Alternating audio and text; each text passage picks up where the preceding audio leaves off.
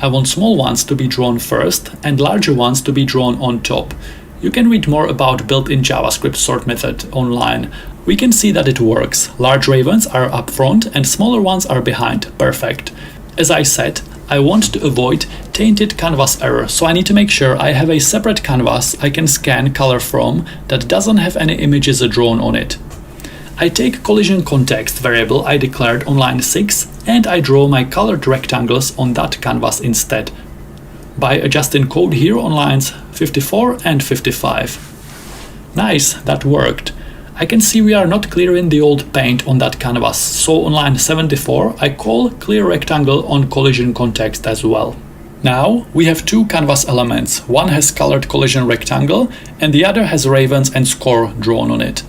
On line 68, inside click event listener, instead of scanning my main game canvas for pixel data, I will scan just collision canvas instead. Now, when I click, it will ignore the black ravens and image data object will give me red, green, blue and alpha value of rectangle I clicked on.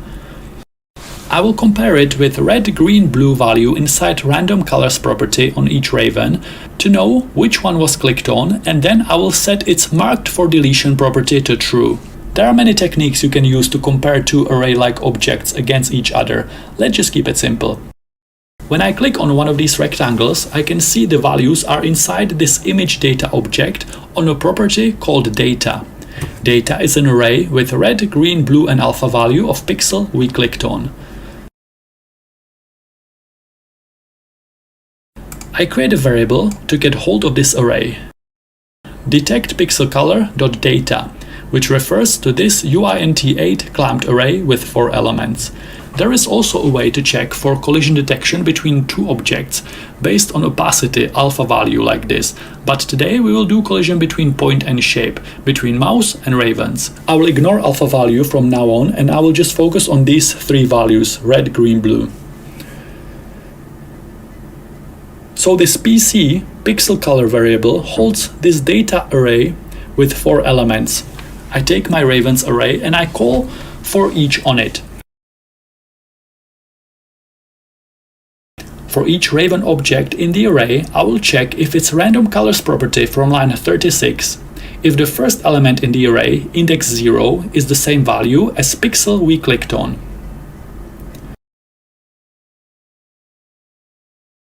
At the same time, we also need the second and the third element to match. If random colors array on my raven matches exactly red, green and blue values on pixel we clicked on, we know we have a collision. Index 0 is red, index 1 is green, index 2 is blue. We are comparing the two.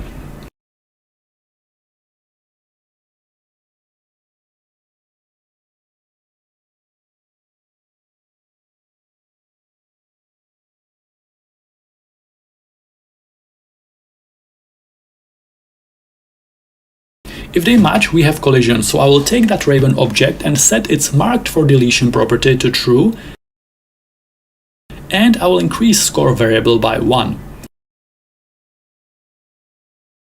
Awesome, it works. I can click on ravens and they disappear and increase my score. I can set opacity on collision canvas to 0, and I can enable rainbow background on body element. Collision detection still works correctly. Well done if you followed this far, you are doing great. What should we do next?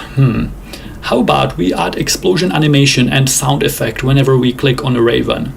I will just repeat the same pattern we did for raven class. I create an array called explosions. It will hold all active animated explosion objects.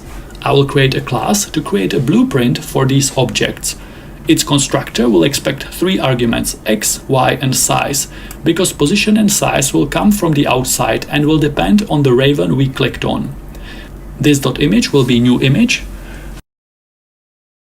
This .image src will be boom png. You can download the sprite sheet for free in the video description. Sprite width will be 200 pixels. Sprite height 179 pixels.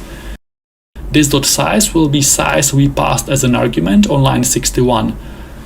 Same for this .x and this .y. These values come from the outside. This.frame, active frame will start from 0. This.sound will be new audio like this. This.sound src, source, and here as a source you can add any sound you like. For example, I will go to opengameart.org website. I click Browse, Sound Effects, and I will search for Magic SFX, Special Effects. I will choose this pack of 4 sounds.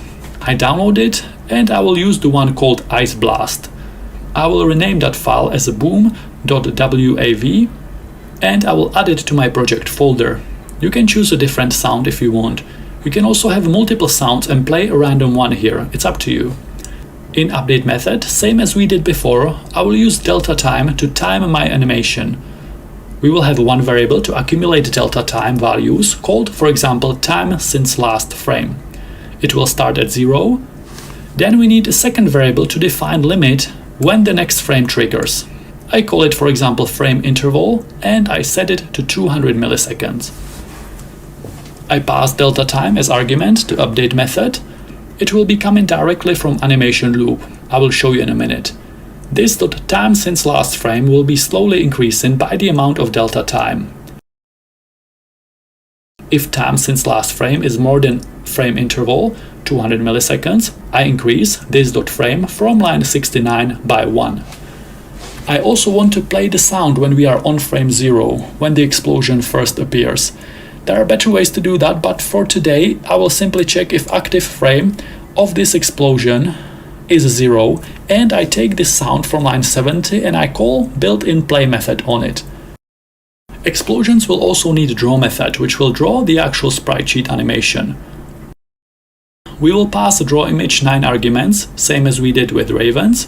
Image we want to draw, this.image from line 62, 4 values for area to crop out, single frame, so source X is this.frame times this.sprite width, source Y will be 0 because we only have one row of sprites, source width will be sprite width from line 64, and source height will be sprite height from line 65. So now we told JavaScript what area we want to crop out.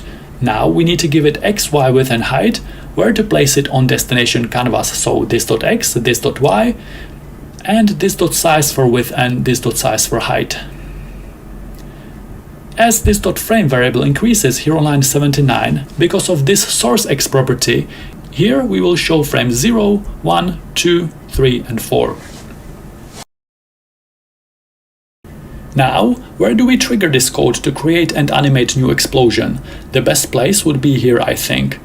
This if statement detects collision by color, so when collision is detected, I take explosions array from line 59 and I push new explosion in there. This will trigger explosion class constructor on line 61.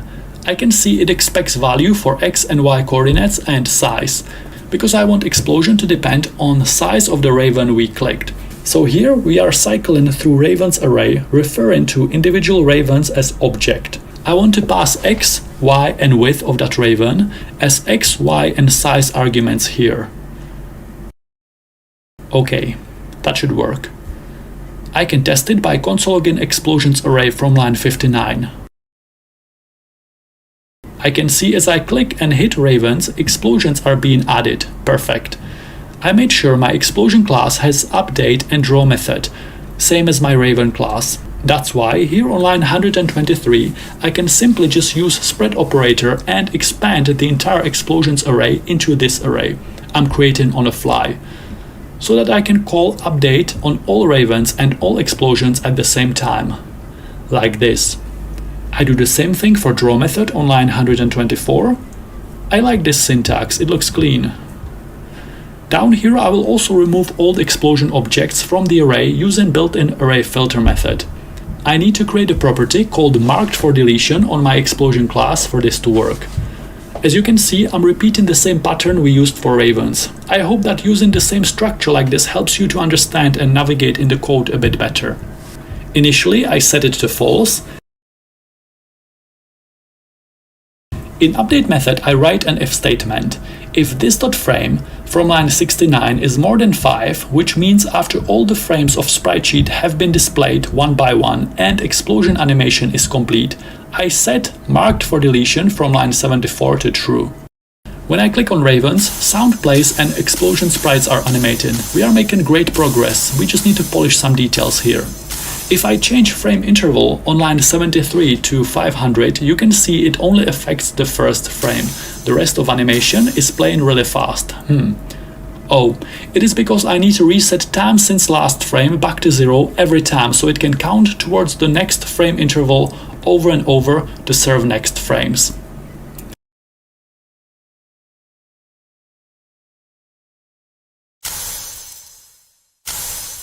"500 milliseconds is too slow. Let's try 200. I want to align explosion animation better over the Raven sprites. Let's move it a bit upwards by adjusting destination y argument in drawImage method. I will make it relative to size, this.y minus this.size. This.size divided by 4? Yeah, I think this is aligned well now.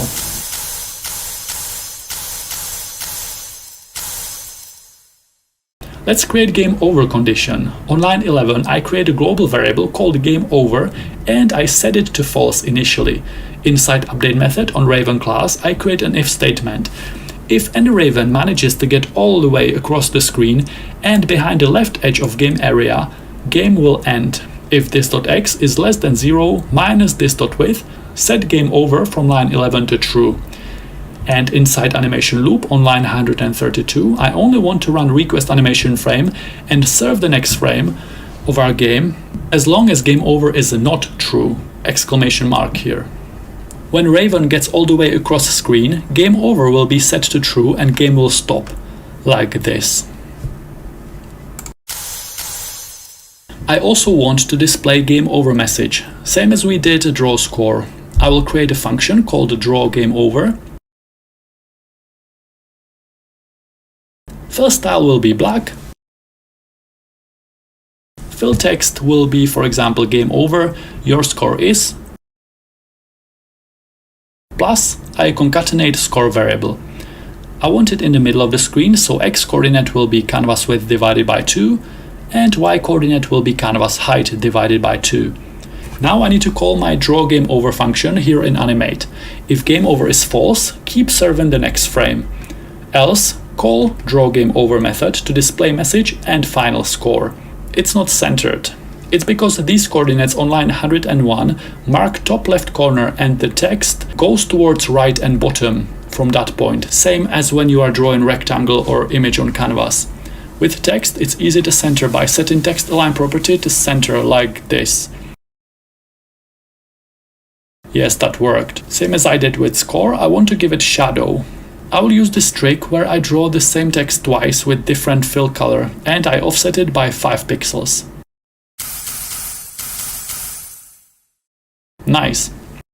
Let's change direction of background gradient, maybe 45 degrees, 125 degrees. Let's do a little bit of experimenting now and also to solidify what we learned today. I will use the same code pattern we used for Ravens and explosions to add particle effects to our game. I will go a bit faster now, this part is just for fun. Feel free to run your own coding experiments. I create an array that will hold all my particle objects. I create particle class, constructor will expect x, y, size and color. These will be coming from outside the class and will depend on what Raven is leaving this trail and creating these particles. It will be shooting from their tails. As usual, we will create properties for this.x and this.y. This.radius, since particles will be drawn as circles, it will be a random number tied to size of a Raven. Let's try this formula and see what it looks like. Particles will be growing in size, so we need max radius to know when to remove them and also at which point they reach maximum opacity. It will be a random number between 35 and 55, for example. Marked for deletion, as usual, will be false at first. Horizontal speed x will be a random number between 0.5 and 1.5 because I want the particles to slowly drift to the right. This.color will be passed from the outside. Update method will move particles to the right horizontally. It will increase radius by 0.2 per frame, and it will check if this.radius is more than max radius. If it is, it will set marked for deletion to true. Draw method will just draw a simple circle. Begin path to start the drawing. Fill style will be this.color from line 101. Arc method to draw a circle. I pass it x, y, radius, start angle, and end angle like this. And we fill circular path with color. We have a class that will serve as a blueprint to create particles. I want them to follow ravens as they fly to create trails behind them. To do that, I go up inside update method on raven class. Every time we serve next sprite sheet frame, at the same interval we are going to take particles array we just created and we will push new particle inside. My particle class constructor expects 4 values to come from the outside: x, y, size and color. So I pass it x and y of this raven, width of the raven as size argument, and this.color we use for collision detection rectangles will also be color of particle trail for that particular raven. You can see here on line 95, constructor wants these 4 properties to come from the outside so that it knows where on canvas to draw the particles, how large and what color. I can see I forgot to declare this.size here, like this. It will come from here and it will be used here to make radius of particle circles relative to the size of raven. Smaller ones should have smaller trails. So we have particle class. Here on line 52 we are creating new particle object and pushing it into particles array. Inside animate I use spread operator again to expand contents of particles array here so that their update method gets called. And I also expanded here for draw method. I also need to make sure old particles with marked for deletion properties set to true get filtered out from particles array.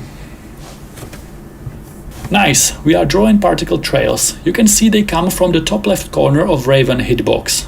I will adjust that position a bit here inside particle class constructor. First I need to move this.size up so that its value is available for all properties coming after it. This.x will be x passed as argument on line 95 plus this.size from line 96 divided by 2 to center it horizontally. Yes, this.y will be y plus this.size divided by 2. No, that's too low. This.size divided by 3, much better. I want particles to be drawn behind ravens.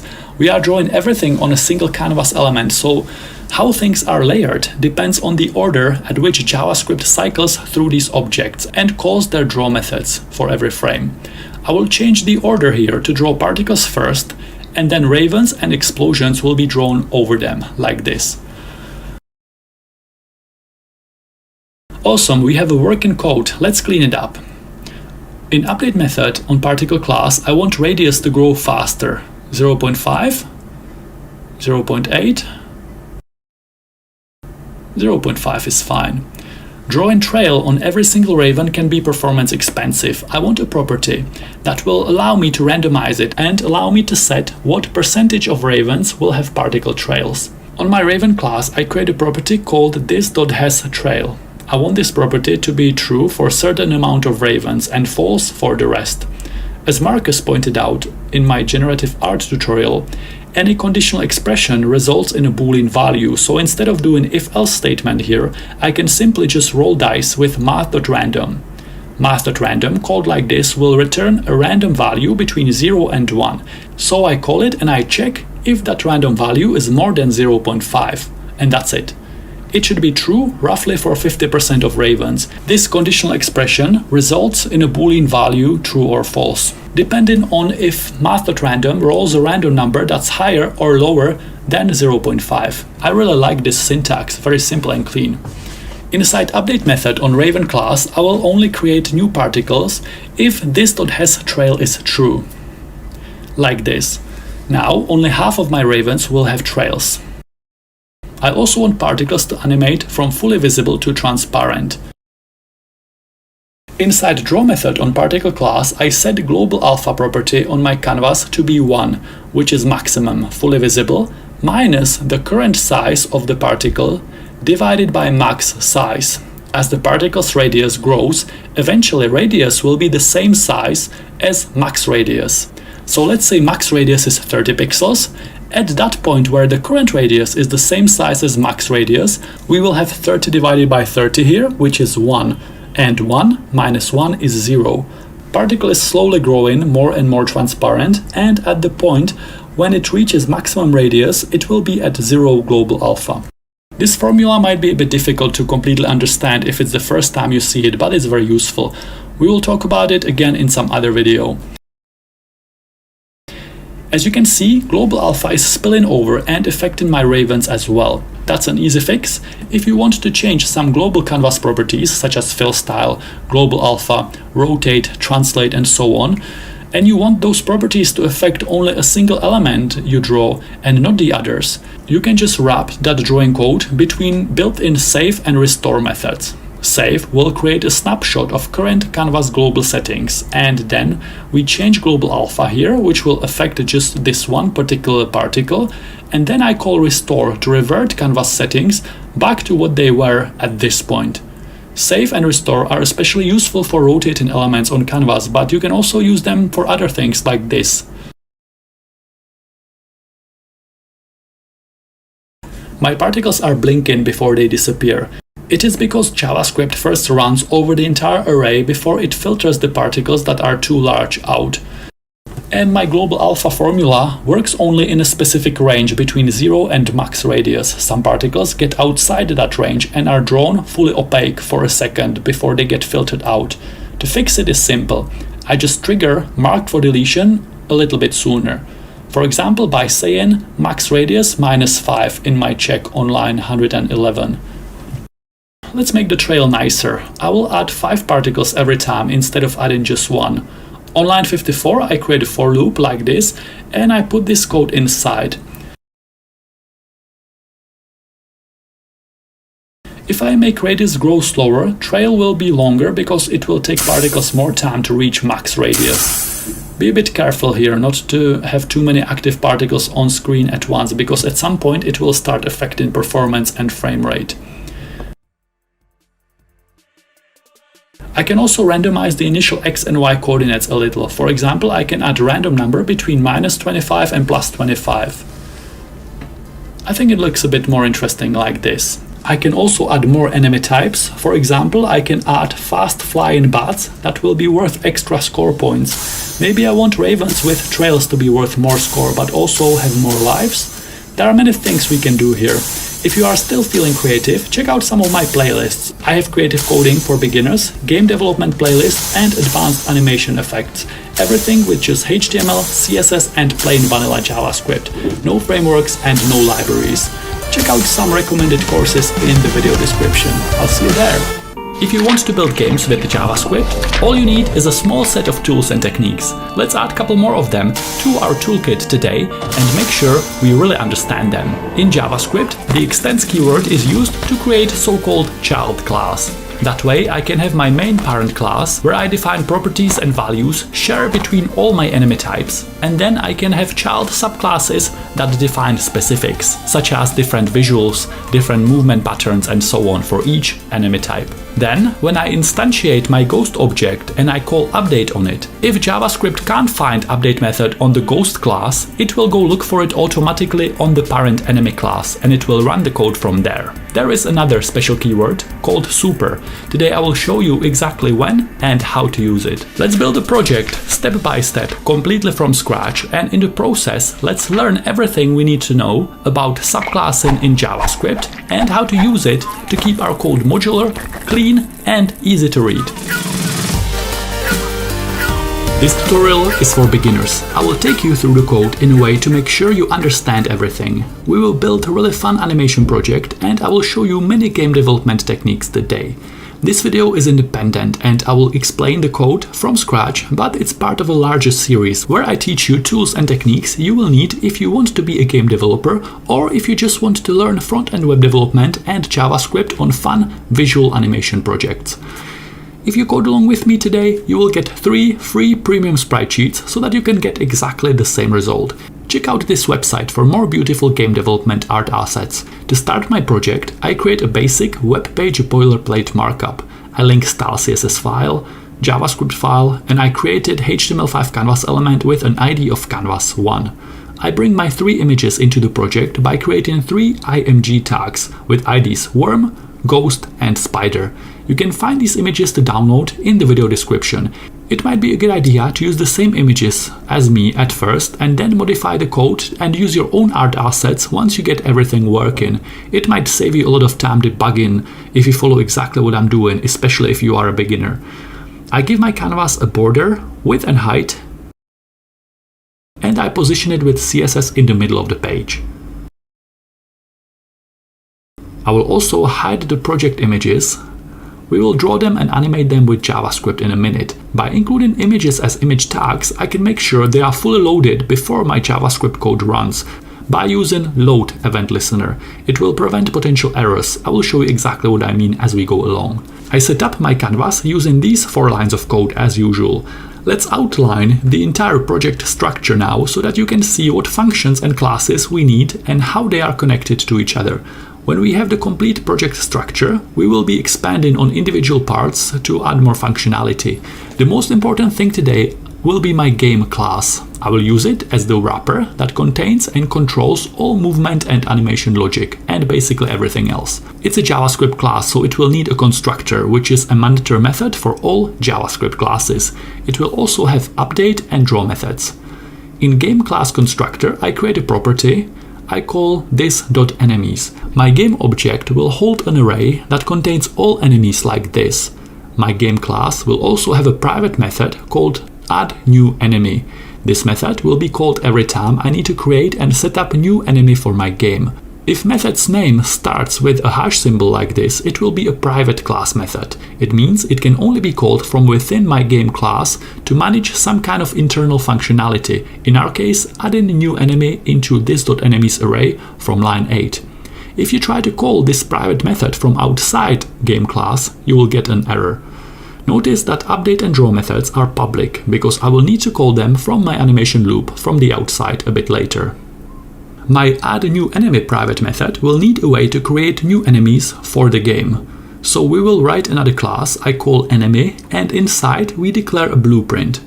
Whenever I call this enemy class from inside addNewEnemy method, it will create one new enemy object for me. I will show you how to make animated ghosts, worms, and spiders. They will all be created by this enemy class, but they will have different animations and different behaviors to make our game more interesting and maybe more difficult for the players. So again, as you know, every class needs a constructor to hold the blueprint. And we will also have update and draw methods here. Update and draw method on game object here will be handling updating and drawing my entire game. For example, all enemies, player, obstacles, backgrounds, menus, and so on. Update and draw method here on the enemy class will be handling only each individual enemy, such as their position, movement pattern, sprite animation, and so on.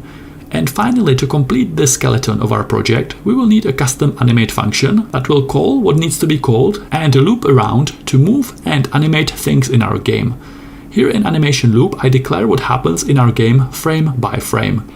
At first, we will call built-in clear rectangle method, and we will clear old paint from the entire canvas, so from coordinates 0, 0 to coordinates canvas width, canvas height.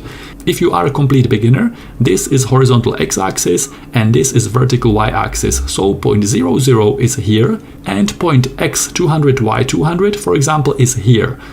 This is the basic thing you need to understand if you want to draw on canvas. So we cleared old paint from canvas to make sure we can only see the current animation frame. We write some code here depending on what we want to happen in our game, and we call request animation frame built-in JavaScript method, which will simply take function we pass to it and it will call it once. Animate will run its code and call itself again, run its code and call itself again, over and over. This is how you create animation loop. I don't want any of this code to run until I'm sure my web page, including canvas element and all project images, have been loaded. So I highlight all the code and I cut it for a second. I want to put it inside load event listener. Document.add event listener, and we will listen for DOM content loaded JavaScript event. I actually made a mistake here because the DOM content loaded event fires when the initial HTML document has been loaded and parsed, but it doesn't wait for style sheets and images. The correct event to listen for here is the load event, which only fires when the whole page has been loaded, including all dependent resources such as style sheets and images. So please replace DOM content loaded event with load event here. You will not notice any difference if you are working locally because images will load instantly, but if you are loading images from an online server somewhere, load event is the one you need here. So I paste all the code back here inside my load event listener. We have canvas setup, main game class, enemy class, and animate function. If you want to animate something, it's important that it runs at the same speed on slow old computers and on brand new gaming super PCs. Not every computer is able to serve frames at the same speed. Also, some screens have different refresh rates, and request animation frame adjusts when it serves the next frame based on screen refresh rate. So what I want to do now is count how many milliseconds happened between frames, and only when we reach certain threshold we will serve the next frame. Since we are passing animate as an argument to request animation frame here, request animation frame has another secret feature. It will pass an automatic timestamp argument to the function it calls. So our animate has access to timestamp argument, which was automatically generated by JavaScript because I called animate using request animation frame here. I want to calculate the difference between previous and current animate call in milliseconds. Difference between frames in animation is also called delta time. Simply explained, as request animation frame runs over and over, it is passing animate this automatic timestamp argument. I want to know what is the difference in milliseconds between previous timestamp and timestamp from the current loop, so-called delta time. I will calculate it by saying timestamp that was passed in this loop minus timestamp that was passed in the previous loop. I will call it, for example, last time. After I used last time variable that was holding old timestamp from the previous loop to calculate delta time, I can reassign last time to the new timestamp from this loop so that it can be used in the next loop again. Let's console log delta time to see if it works. Here I declare animate. I also need to call it to start the first animation loop. Oh yeah, last time is not declared. I declare it right here and I initially set it to 1.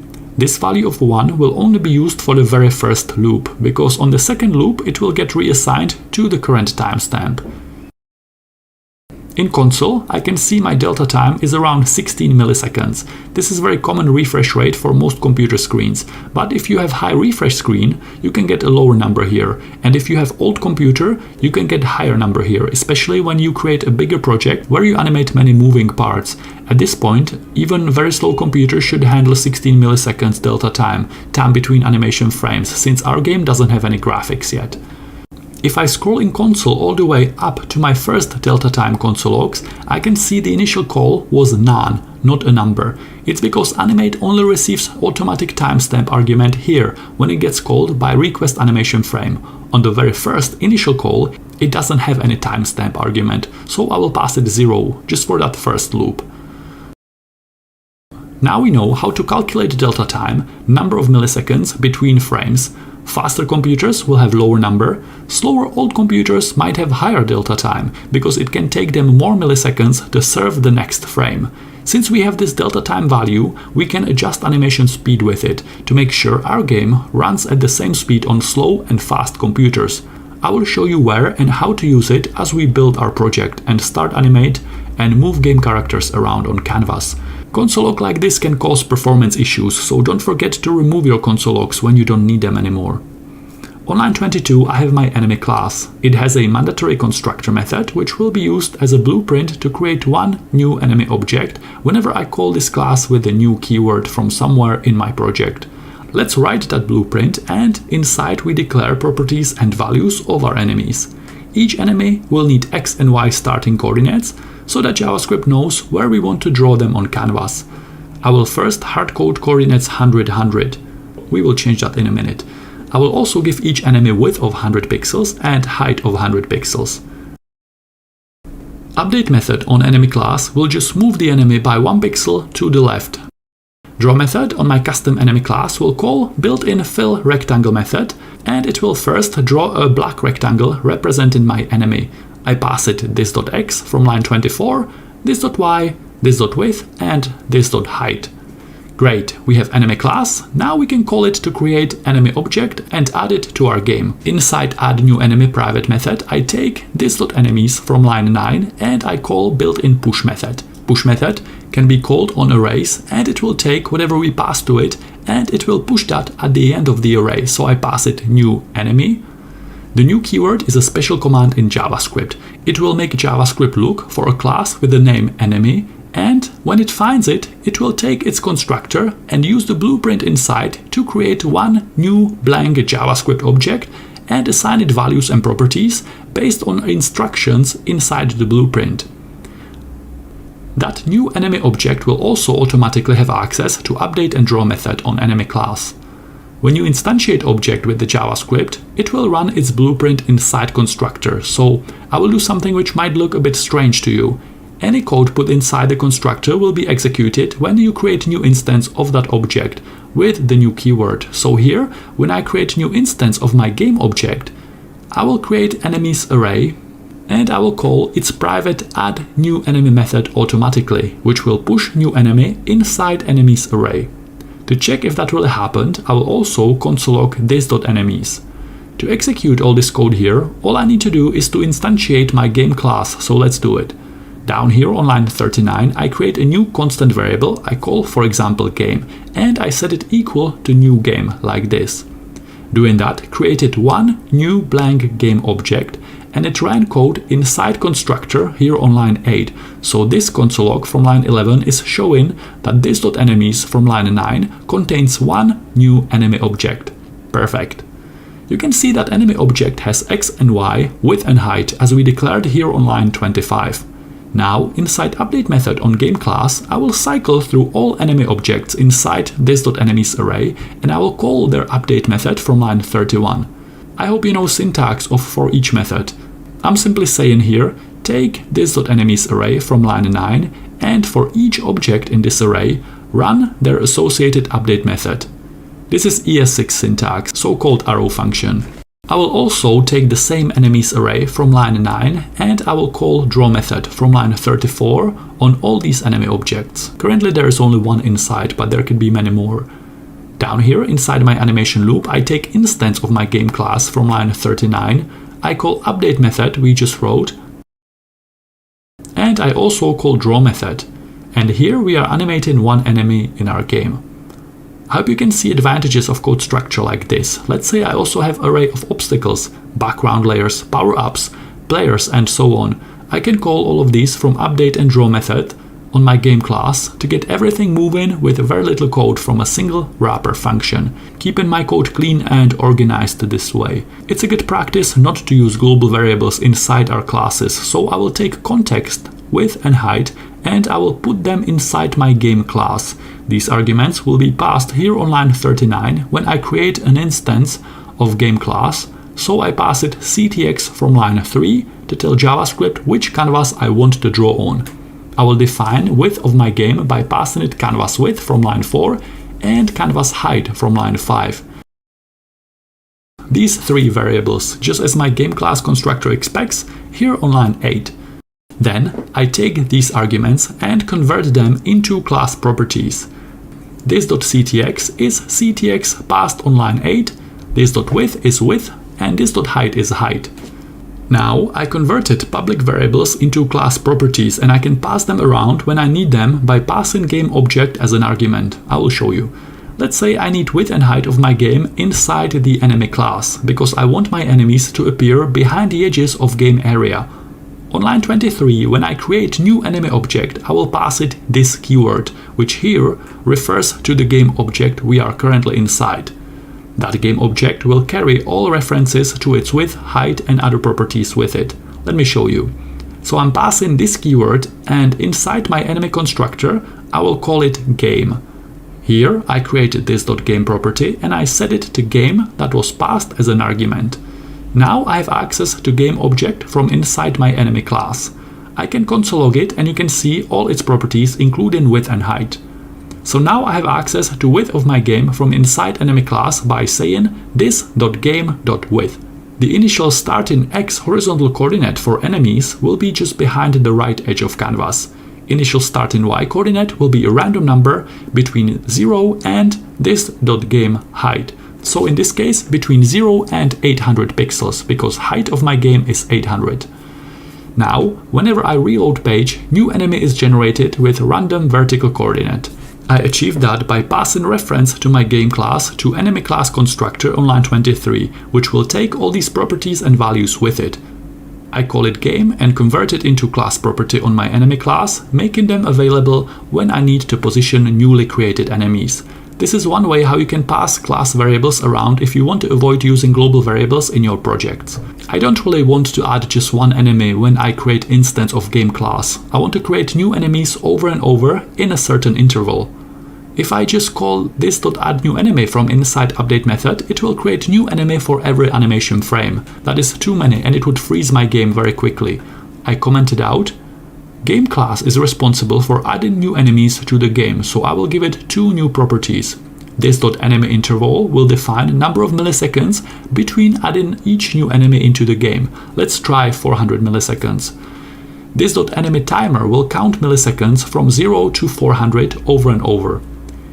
In update method, I can say if this.enemy timer is more than enemy interval, call addNewEnemy private class method. Also at that point, we want to reset enemy timer back to 0 so it can start counting again. Else, meaning if enemy timer is less than 400 milliseconds, increase enemy timer by 1. Every time we add a new enemy, I will console log this.enemies array from line 12, just so we can check if it's adding objects or not. I decrease enemy interval on line 13. Awesome, we are adding enemies, but you know how we said that each computer could run at a different speed? That could mean that enemies are being added faster or slower on some computers.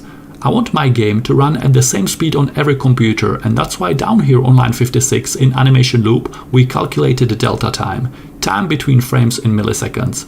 I will use it now. I pass delta time to game.update method on line 58. From my previous console log, I know my delta time is 16 milliseconds. My computer can serve new frame every 16 milliseconds.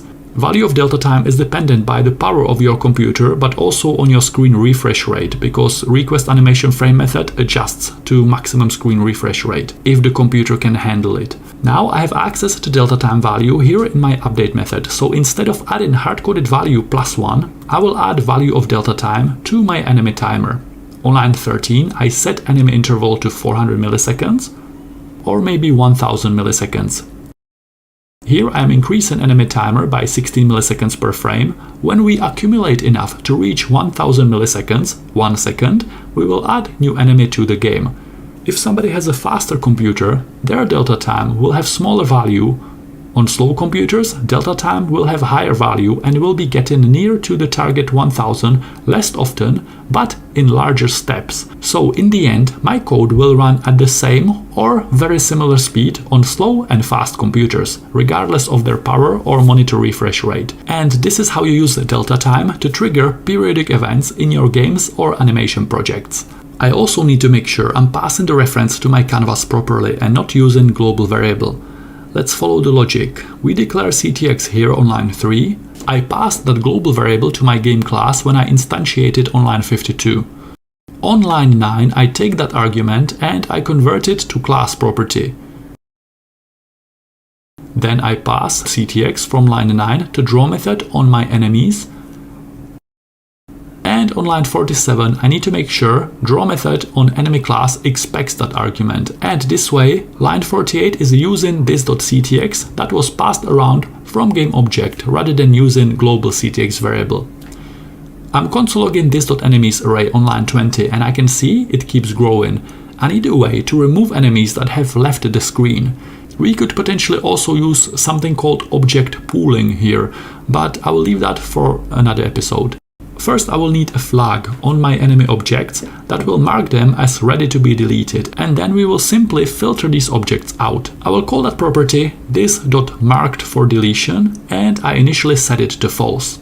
Then, inside update method on enemy class, I will check if this.x is less than 0 minus this.width, meaning the enemy has moved across the screen and behind the left edge of canvas. If it has, I will set its marked for deletion property to true. Now I can go inside update method on game class, and here I will take this.enemies array from line 12, which currently has around 20 objects, and it keeps growing, and I will filter it. Filter is a built-in JavaScript method that manipulates arrays. It simply creates a new array with all elements that pass the test implemented by the provided function. So here on line 17 I'm saying take this.enemies from line 17 and reassign it to the same array, but only include elements that have this.marked for deletion property set to false. Exclamation mark here means false. Let's run the code and see if it works.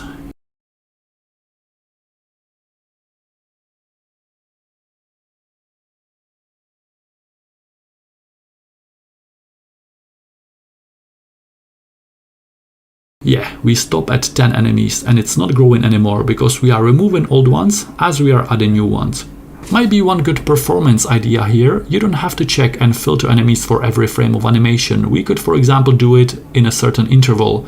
I could even take this line of code and put it inside this if statement. It would still filter old enemies, but it would run only periodically whenever I add a new enemy to the game. We are making nice progress. We have already implemented so many features.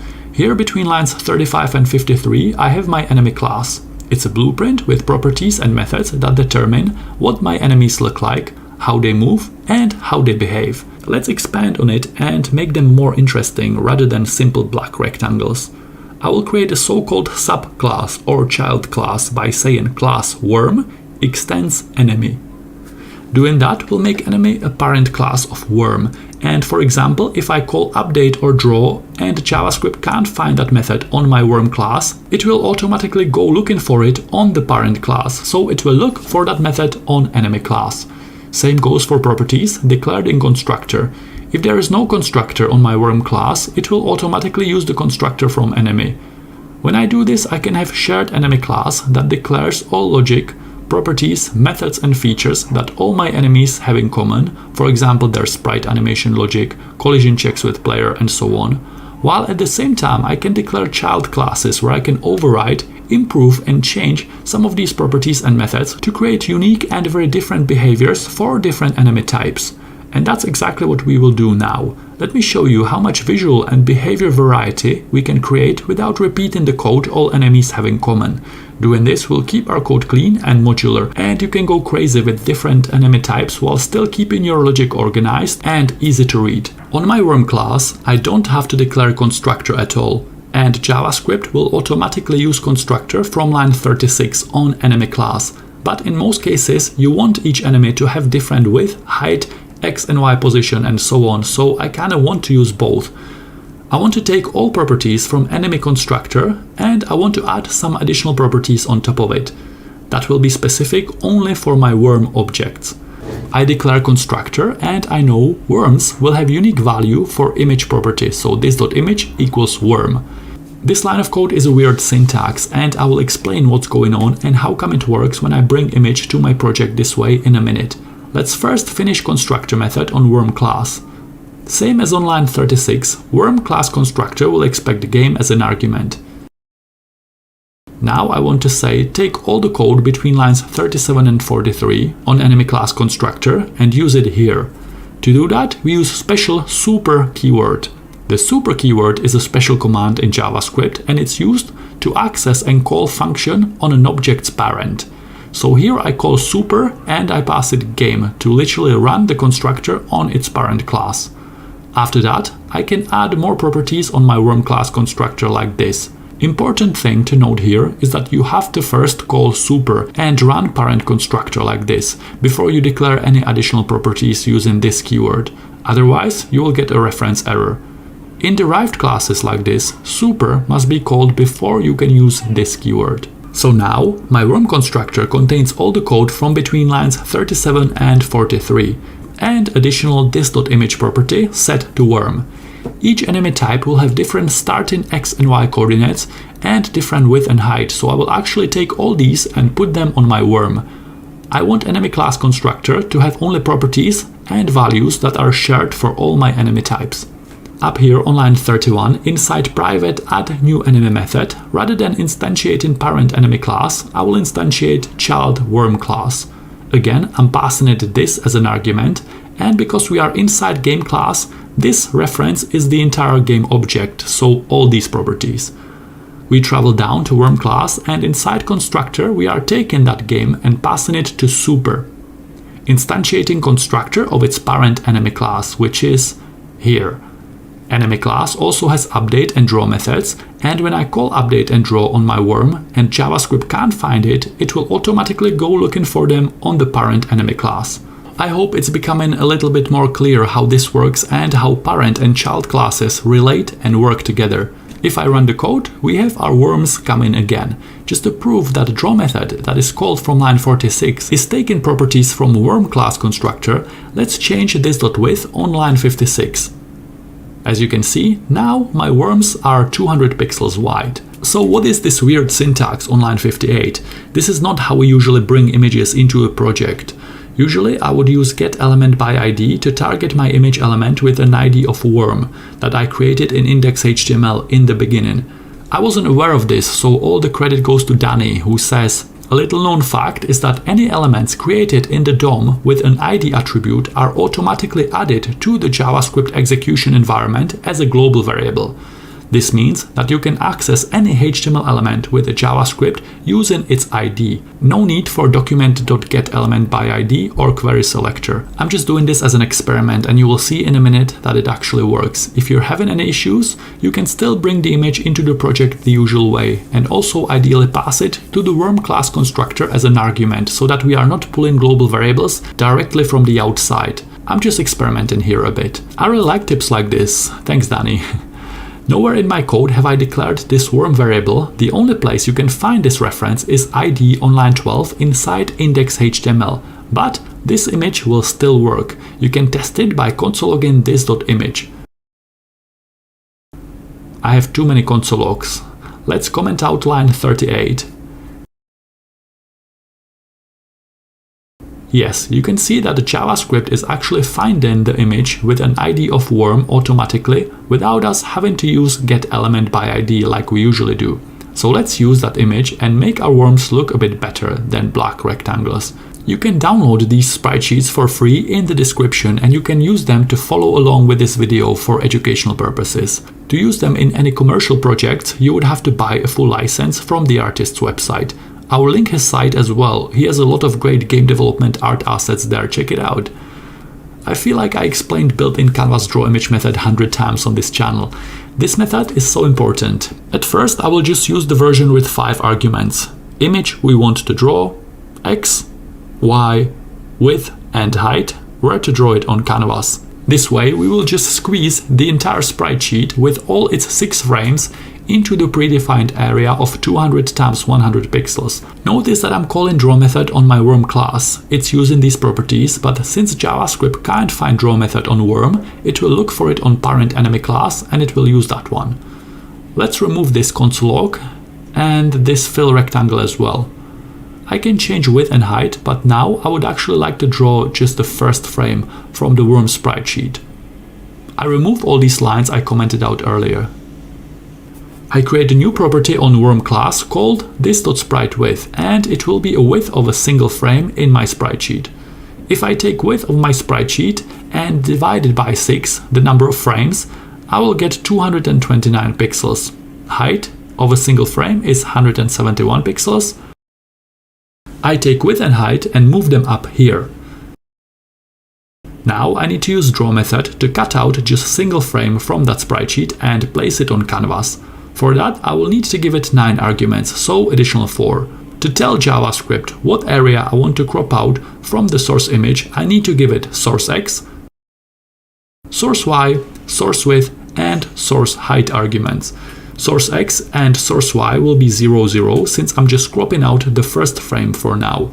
Source width and source height will be this.sprite width from line 52 and this.sprite height from line 53. So to crop out a single frame from an image with drawImage method, I need to give it 9 arguments. Image I want to draw, x, y width and height of what area I want to crop out, and x, y width and height of where on canvas we want to place that cropped out piece of image onto. Now we are drawing just one frame, perfect. You probably noticed that it's a bit stretched. That's because this width and height, which is coming from here, has no relation to the actual size of a single frame, so the ratio is different. Let's make width and height the same aspect ratio as our sprite sheet.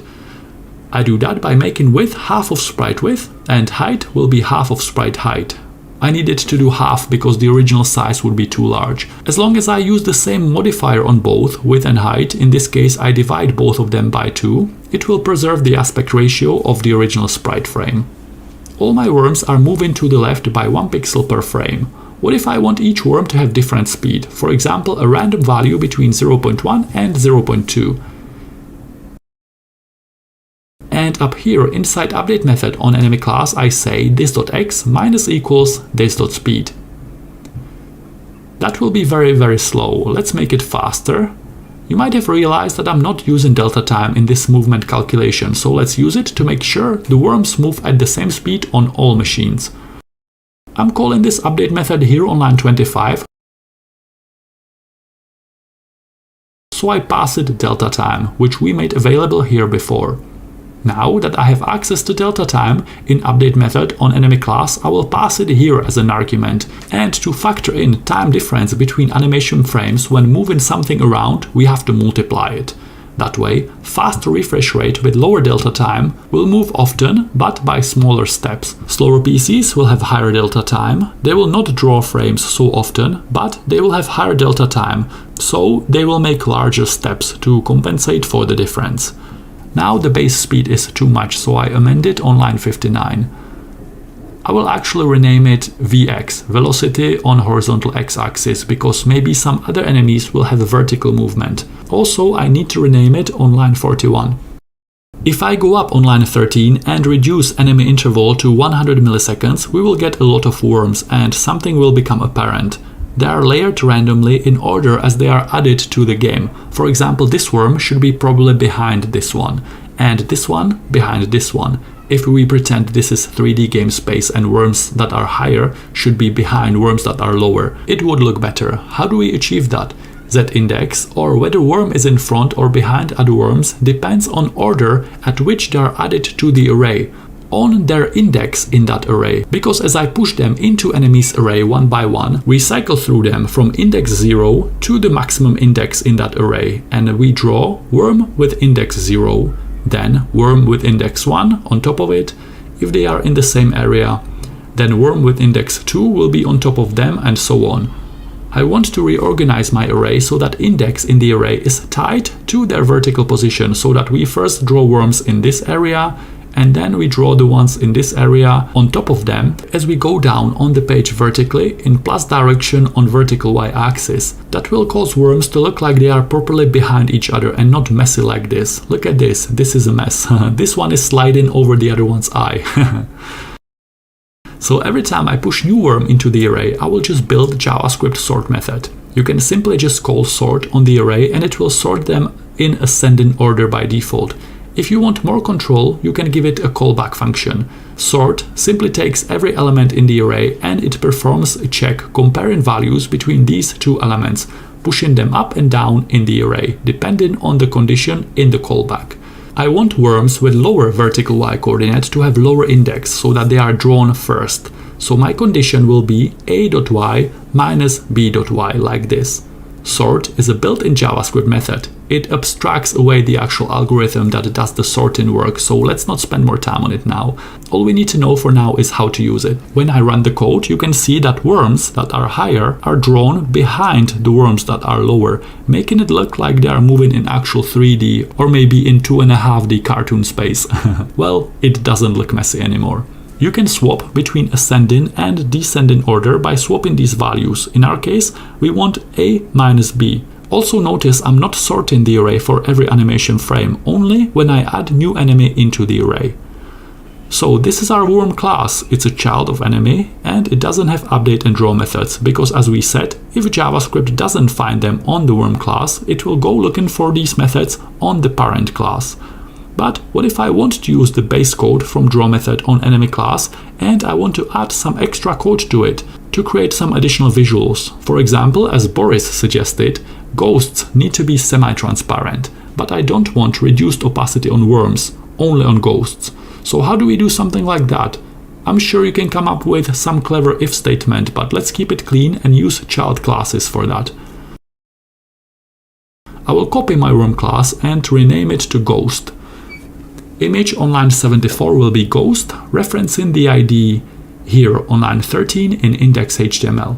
I look at my sprite sheet, width divided by number of frames, so sprite width of single frame is 261 pixels, height is 209 pixels in this case. Horizontal speed modifier will be a little bit higher than worms.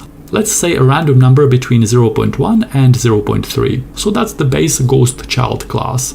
How do I randomly push worms or ghosts into my game? One way to do that is to create a property on my main game object called this.enemyTypes. It will be an array with two elements for now, worm and ghost.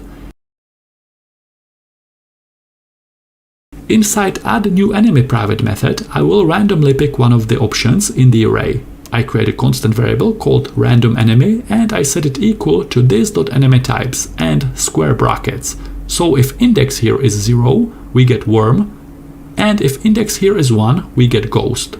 How do I randomize this index and let it choose one of these randomly every time we run add new enemy method? I can just put math.random statement and it will be a random number between 0 and length of this.enemyTypes array. That way I can keep adding more and more enemy types to the array and this code will still work. Maybe my game will have 20 different enemy types, it doesn't matter, it will still work. The only problem is that math.random returns numbers with decimal points and there is no index 1.5 in this array. It's easy to fix. I will wrap it inside math.floor, which will round it down to the closest integer. Now I can check if random enemy variable is worm. We will push new worm into this.enemies array. Else, if random enemy is ghost, we will push new ghost. Perfect. So we have this.enemyTypes array on the main game class. This can contain as many enemy types as you want. Inside add new enemy, we randomly choose one of them every time we are about to create new enemy object, and based on that random choice we create either worm or ghost. So now both worm and ghost are child classes that extend my main enemy class. Let's switch to kind of flat 2D view. I want worms to move only on the ground, so I change their vertical Y position to this.game.height minus this.height. Worms are sliding on the floor, ghosts are flying in the air. I want ghost to take up only the top 80% of the game area, not to be so close to the ground. Their vertical Y position will be a random number between 0 and game height times 0.8. Or maybe 0.6? Yeah. Since we switched to this new view, I don't really need to be sorting my enemies by their vertical position anymore, so I comment out this code on line 35. With both worm and ghost, we are only modifying properties on the constructor. They both inherit the same identical update and draw method from the main enemy class with no modifications at the moment. We said we wanted to make the ghost semi-transparent, so let's do it. I declare draw method on ghost class and now two things can happen. We can override the draw method with a completely different code here. Because when we create a new worm, JavaScript will not find the draw method and will go looking for it on enemy parent class, but with ghost, it will find the draw method right here and it will ignore the original draw method on enemy class. The second option is that I want the code from draw method on enemy class to run, plus I want to write some additional code on top of it that will be unique only for ghosts. I can do that by calling super. The super keyword here simply represents parent class, so imagine I'm saying enemy.draw, because I want to call its draw method first. Super.draw means enemy.draw, basically. Super represents the super class, the parent class. So here inside the draw method on ghost class, first I call draw method on enemy class, and I know it expects ctx as an argument, so that it knows what canvas we want to draw on. That ctx property is coming from here on line 29, by the way, where I'm calling draw on all objects inside this.enemies array.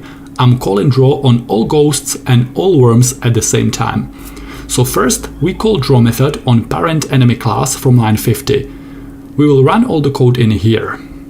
But we will also add some additional code that will be specific only for ghost objects. In this case, I will set global alpha property to 0.5. This will set opacity to 50%. You can see that it affects all ghosts and all worms as well. It's because global alpha canvas property works the same as fill style, for example. Once you set it, you are setting it for the entire canvas. It will stay that value for everything drawn on the same canvas unless you redeclare it to something else. Since I want global alpha to only affect ghosts and nothing else on canvas, I set it to 0.5, I draw my ghost and I set it back to 1. The alternative way to do this would be to call ctx save built-in method, which will take a snapshot of all canvas settings at that point. Then we can change global alpha and anything else we need to change. We draw the ghost and we call ctx restore, which will automatically restore canvas properties, including global alpha, back to what they were at this point when we called save for the first time. This technique is especially useful if I was changing multiple canvas properties at the same time, not just global alpha. So this is how you extend a method from parent class with the help of super keyword. Now that we know how to do it, we can also extend update method and make ghosts move in wavy patterns. Let's try. I redeclare update method on ghost class and I pass it delta time.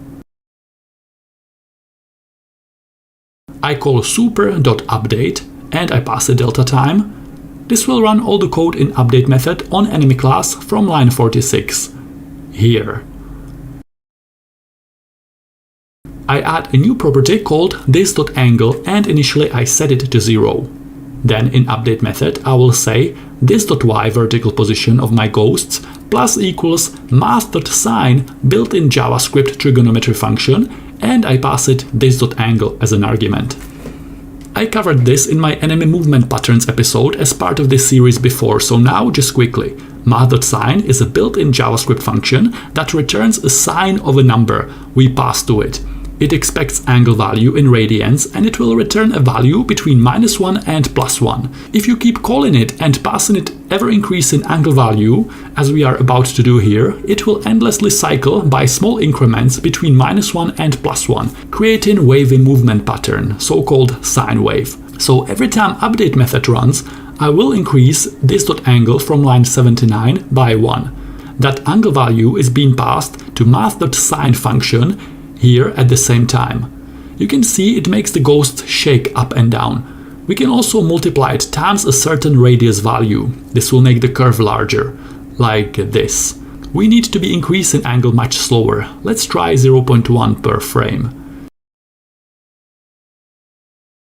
0.05, 0.02. You can see how that affects the movement curve. I change radius value.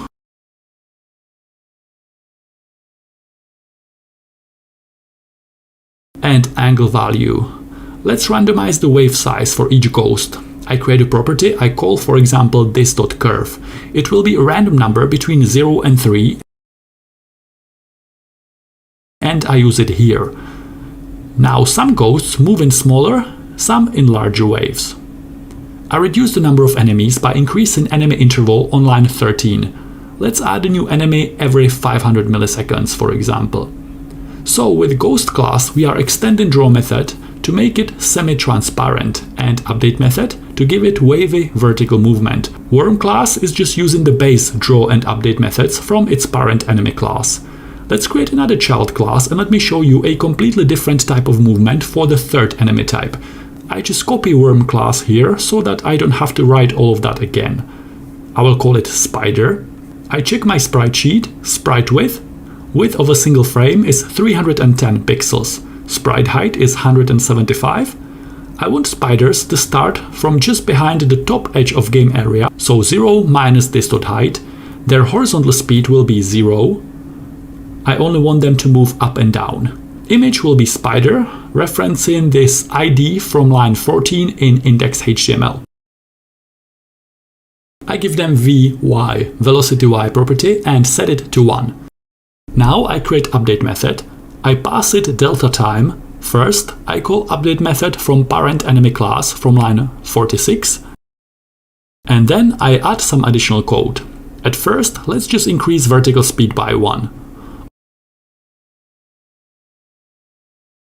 On line 15, I add spider to my enemy types. And here I say else if random enemy is spider, push new spider object into enemies array. My spiders are not showing, and that's because, yes, they just move down and their horizontal coordinate is off canvas, so we can't see them. I set their horizontal coordinate to be a random number between 0 and game width. Nice, we have spiders here. Let's make them move up and down. Let's say if this.y is more than 200 pixels from the top, revert this.vy to a negative number. Since we are adding this.vy to vertical position here on line 110. If it becomes a negative number, it will make the spider go up. Awesome, we have spiders going up and down. What about instead of hard-coding 200 here, each spider will have a different maximum movement range. This.max length is a random number between 100 and 300, for example. Actually, between 0 and game height might be better.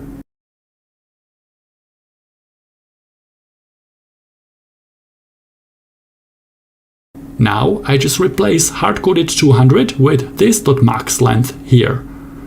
I also want each spider to move up and down at different speed, so this.vy is a random number between 0.1 and 0.2. I should also multiply it times delta time so we get consistency across different machines. I want the spiders to swing up and down from a spider web, so let's extend draw method as well and draw it.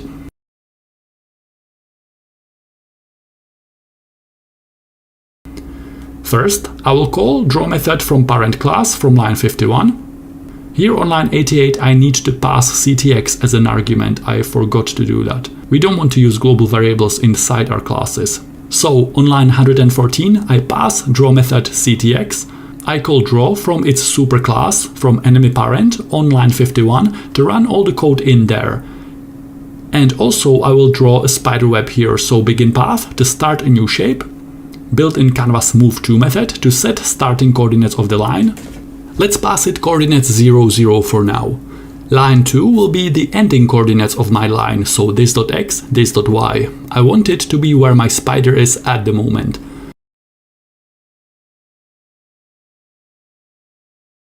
I stroke the lines and here they are. We have spider webs coming from coordinates 0, 0 to coordinates of my spiders. Let's change the starting coordinates to be exactly on top of the spider horizontally, so this.x horizontal and 0 vertical. This.x position is top left corner of my enemy rectangle, so if I want the web to come from the middle, I need to take this.x position and add half of enemy width to it. I also do that for the starting coordinates. I can see there is a small vertical gap between spiders and the ends of their webs. So let's do this.y plus 10 pixels to make the lines a bit longer. Notice that I'm not actually animating the sprite sheets. We are just showing the first frame for each enemy type. The best thing about our code structure now is that I can just write sprite animation logic once and it will automatically be applied to all spiders, worms and ghosts. I go up to line 46 inside constructor on enemy class, where I declared properties and values that are shared between all enemy types in my game. We will need frame X property, which will cycle between 0 and 5 to specify which horizontal frame from the sprite sheet we want to show. I also declared this.max frame, which could be specific to each enemy, but in this case all my enemy sprite sheets have 6 frames. We count from frame 0, so max frame is 5. I also need to account for delta time when animating frames to make sure it runs at the same speed on slow and fast computers. We already done it once today. I will have a frame interval variable, so let's say 100 milliseconds, and then I will have one accumulation variable that will be going from 0, accumulating delta time until it reaches my frame interval value. I will call it, for example, this.frameTimer. I set it to 0 initially. I check if this.frameTimer from line 49 is more than frame interval from line 48. If it is, I do something, else I increase frame timer variable by delta time. Now I just realized we need access to delta time here, so all this code actually needs to be inside update method. Here. Now I can say frame timer plus equals delta time. Remember that delta time is milliseconds between frames, so fast computers will serve frames of our game animation very fast, but will have smaller delta time. On the other hand, slow computers can't serve frames so often, but their delta time is larger, so as a result it evens out, and both fast and slow computers will reach frame interval of 100 milliseconds at the same time. This will ensure all the movement and animation in our games has the same timing, regardless of speed of the machine we run the code on. Frame timer will start at 0. It will be increasing by delta time, and when it reaches frame interval, we can move to the next frame in sprite-sheet. I have to check if current frame X from line 46 is less than max frame from line 47. If it is less, we increase frame X by 1. Else, we set frame X back to 0. At the same time, I set frame timer back to 0, so it can start accumulating delta time again. On line 46, I set frame X initially to 0. Now I'm cycling between frame X 0 and frame X 5. To actually display that in game, I have to replace hard-coded source X and source Y properties in drawImage method, which I set to 0, 0. I have to replace them with my new variables. Source Y can actually stay hard-coded to 0 because our sprite sheet has only one row. There will be no vertical navigation within this sprite sheet. Source X argument will be frame X from line 47 times sprite width from line 70. That way, when frame X is 1, we cut out this frame X2 is this frame, and so on. I have an entire episode on this as part of this series if you want more details about how to animate sprites properly, and in that episode I also show alternative techniques how to do this. I can also add more functionality here in update method on enemy class, and it will be shared across all my enemy types. It could be, for example, collision checks with player, some JavaScript generated sounds, enemies can have particle effects, and so on.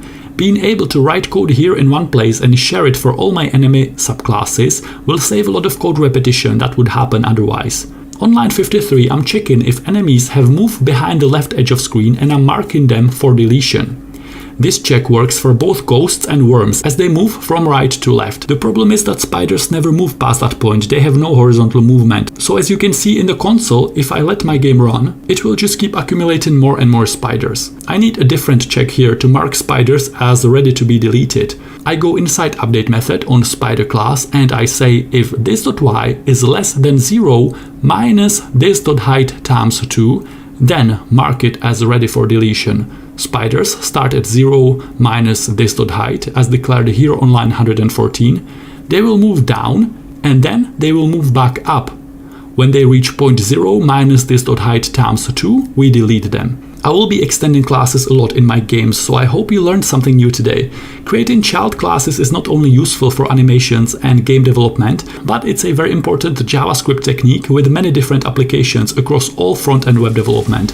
I think sometimes it's better to learn these concepts on fun projects like this. To learn more fundamental JavaScript techniques on creative coding projects, check out related videos in the video description. Great job on completing today's course. Say hi in the comments.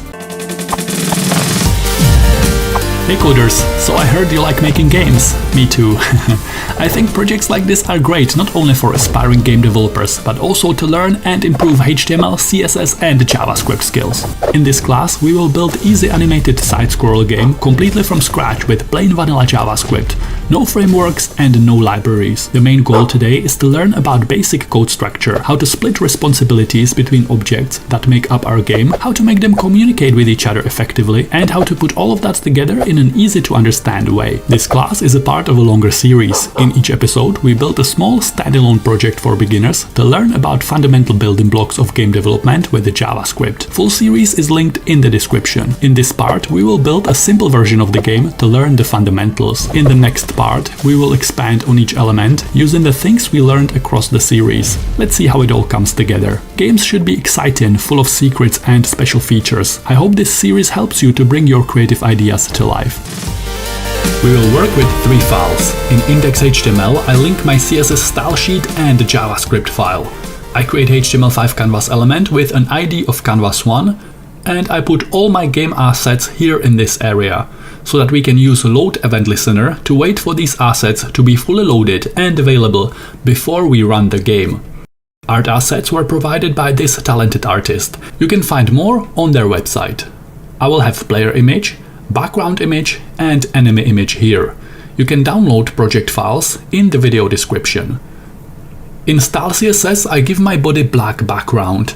I make canvas blue and I position it in the middle of my web page. I also want to hide my image elements because we will draw them with JavaScript on canvas, so player image, display none. Same goes for background image and enemy image. I want JavaScript to wait until all images are fully loaded, so I will wrap my game inside an event listener. We will listen for load event. Load event waits for all assets such as sprite sheets and images to be fully loaded before it executes code in its callback function. I will place the entire code of our game inside this anonymous callback function. In JavaScript, anonymous function usually means a function without a name. By placing all my code inside this anonymous callback function, I separate scope of my game from a global scope to make sure my custom class and variable names don't clash with any other outside code. When all the assets are fully loaded, the code inside will be executed line by line. I assign variable to my canvas element. I create context instance of built-in Canvas 2D API that holds all drawing methods and properties we will need to animate our game. I set canvas width to 800 pixels and canvas height to 720 pixels. I make canvas transparent. In this class, I want to make it very clear how we split responsibilities between objects and how these objects interact with each other to create a complete game. So let's just write all the building blocks we will need today. Our game will need input handler class, which will apply event listeners to keyboard events, and it will hold an array of all currently active keys. Player class will react to these keys as they are being pressed, drawing and updating the player. I will have a simple separate class that will handle endlessly scrolling backgrounds. We will also need a class that will generate enemies for us. We will have multiple active enemies in our game, so I will have a function called handleEnemies that will be responsible for adding, animating, and removing enemies from the game. I will have a utility function I call, for example, display status text, which will handle things like displaying score or game over message. And lastly, we will have main animation loop. This function will run 60 times per second, updating and drawing our game over and over. So that's it. Here we can see all the building blocks we need to create a complete game. I could have wrapped everything in a main game class, for example, but I'm trying to keep it clean and simple today. Input handler class will apply event listeners to the game, and it will keep track of all keys that are currently pressed down. Inside constructor, I created this .keys property and I set it equal to an empty array. The way I want to handle controls today will be a bit different from my previous courses. I want to have an array and I will be adding and removing keys from it as they are being pressed and released. That way I can keep track of multiple key presses. I will place event listener directly inside the constructor. When we create an instance of a class, all the code inside constructor is executed. Because of that, just by simply creating an instance of input handler class later, all event listeners will be automatically applied. I will have event listener for key down event. Callback function on event listener has access to this built-in event object. I will assign it a variable name, for example e, and I console log it. Now I create an instance of input handler class, which will run all the code inside constructor. So at this point, the event listener is applied. Let's test it. When I click my canvas and I press key on keyboard, I can see this event object here. It contains all different details about keyboard event that just occurred. What I care about today is this key property. It contains a string that represents name of key that was pressed. So to get that value directly, I say e.key. Now I'm getting those values as console logs. I care only about arrow keys right now, so I say if e.key is arrow down, take this.keys array from line 9 and push that value inside. I move this console log here, and I will also console log this.keys. We will get an error. This.keys is undefined. JavaScript cannot find it. It's because I'm instantiating input here, and the event listener is called from window object. By the time that event listener is called, JavaScript forgot that this keyword refers to this input handler object and its this.keys property. To make sure this keyword points to the correct object, I can use JavaScript bind method, or I can use ESX arrow function. Arrow functions don't bind their own dis, but they inherit the one from their parent scope. This is called lexical scoping. Doing that will make sure JavaScript doesn't forget which object this keyword stands for, and it will work. You can see pressing arrow down adds an entry into this.keys array. I don't want to have multiple entries for each key. Here we can see it added arrow down 4 times. I only want to add it if that specific key is not in the array yet. So I do second condition here and I say if this.keys index of e.key, key that was pressed, is equal to -1. With arrays, if index of is equal to -1, it means that element is not present in the array. So I'm saying if key that was pressed is arrow down, and if that key is not yet inside this.keys array, only then push it into the array. Now you can see that when I press arrow down multiple times, it adds it to the array only once. Perfect. I copy this code block and I turn it into key up event. If key that was released is arrow down, I want to remove it from this.keys array, so I call splice that takes 2 arguments. Index of element we want to remove and how many elements starting from that index we want to remove. So I find index of arrow down inside this.keys array by using index of method again. And second argument to splice, I want to remove 1 element at this index. So here I'm saying when we release a key, if that key is arrow down, find index of that key inside this.keys array and use splice to remove 1 element from that array. Now when I press down arrow key, it's added to the array. When I release it, it's removed from the array. Nice. Let's also listen for other keys using OR operator. I start with arrow up. Then we also need to listen for key down on arrow left and arrow right. I'm gonna break this down on individual lines for clarity, and I use tab key to make them vertically aligned. Be careful here not to forget a bracket, otherwise the code will break. I will also listen for the same 4 keys inside key up event. So we have this.keys array here. In key down, if arrow down, up, left or right is pressed, and that key is not yet present in this.keys array, we push it into the array. In key up, when any of these 4 arrows are released, we find index of that key inside this.keys array and we use splice method to remove it. This.keys array now holds information about which arrow keys are currently pressed down. Sometimes it could be multiple ones at the same time. I remove these console logs by instantiating input handler class here on line 50. All the code inside constructor on line 8 will be executed. We have this.keys property as an empty array, and we use key down and key up event listeners to add and remove specific keyboard inputs from that array. And now we know how to handle keyboard inputs in a game. We will use them to move player around in the next part. Player class will define properties of player object. It will draw it, animate it, and update its position based on user input. Player object needs to be aware of game boundaries. We don't want it to run off screen, so I pass it game width and game height as arguments, and I convert them into class properties like this. I'm using sprite of specific size. Here we have frames of width and height of 200 pixels.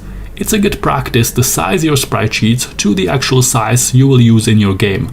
I can also resize them with code, but it's cleaner to have art assets of the right size. This.x will be 0 and this.y will be 0 at first. Player object will have public draw method. It will expect context as an argument to specify which canvas we want to draw on, in case we want multiple layers and multiple canvases in our game. I will start by calling built-in fill rectangle method to draw a rectangle to represent our player. I pass it x, y, width and height. Since I have black background, I set fill style to white so that we can see the rectangle. On line 62, I create an instance of player class using the new keyword.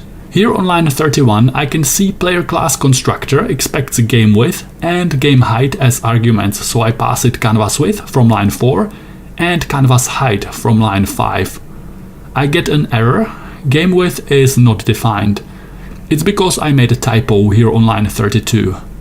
Now it works and I can display our player by calling its public draw method we just wrote. It expects context as an argument, so I pass it ctx from line 3. I can move player around by adjusting its x and y coordinates. Let's make it stand on the bottom of game area, so this.gameHeight minus this.height. We will also need update method to move player around. Let's start by increasing player's horizontal x coordinate by 1 for every call of update method. If I call update method just like this, there won't be any visible movement. I put it inside animation loop and I use request animation frame built-in method to make it loop. I pass it animate, the name of its parent function, to create endless animation loop, and I call animate like this to start it. I also need to put draw inside. I delete this. We can see trail behind player rectangle. I want to only see the current animation frame. To delete old paint from canvas, I use built-in clear rectangle method. It will delete entire canvas between each animation loop. Perfect, now we have player moving from left to right as we defined in its update method.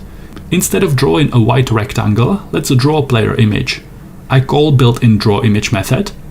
I need to bring player sprite sheet into the project, so this.image property is document.getElementById and I give it ID of player image. I pass this.image from line 38 to draw method and I pass it x and y of 0, 0, so top left corner of canvas. It will just draw the entire sprite sheet at these coordinates. I pass it this.x and this.y instead. You can see it just draws the entire large sprite sheet with all the frames. Draw image method can accept optional 4th and 5th arguments for width and height. It will then stretch or shrink the image to fill all available area, like this. I actually just want to draw one frame, so I pass it another 4 optional arguments: source x, source y, source width, and source height. This define rectangle we want to crop out from the source sprite sheet, and destination x, destination y, destination width and destination height define where on destination canvas we want to place that cropped out rectangle onto.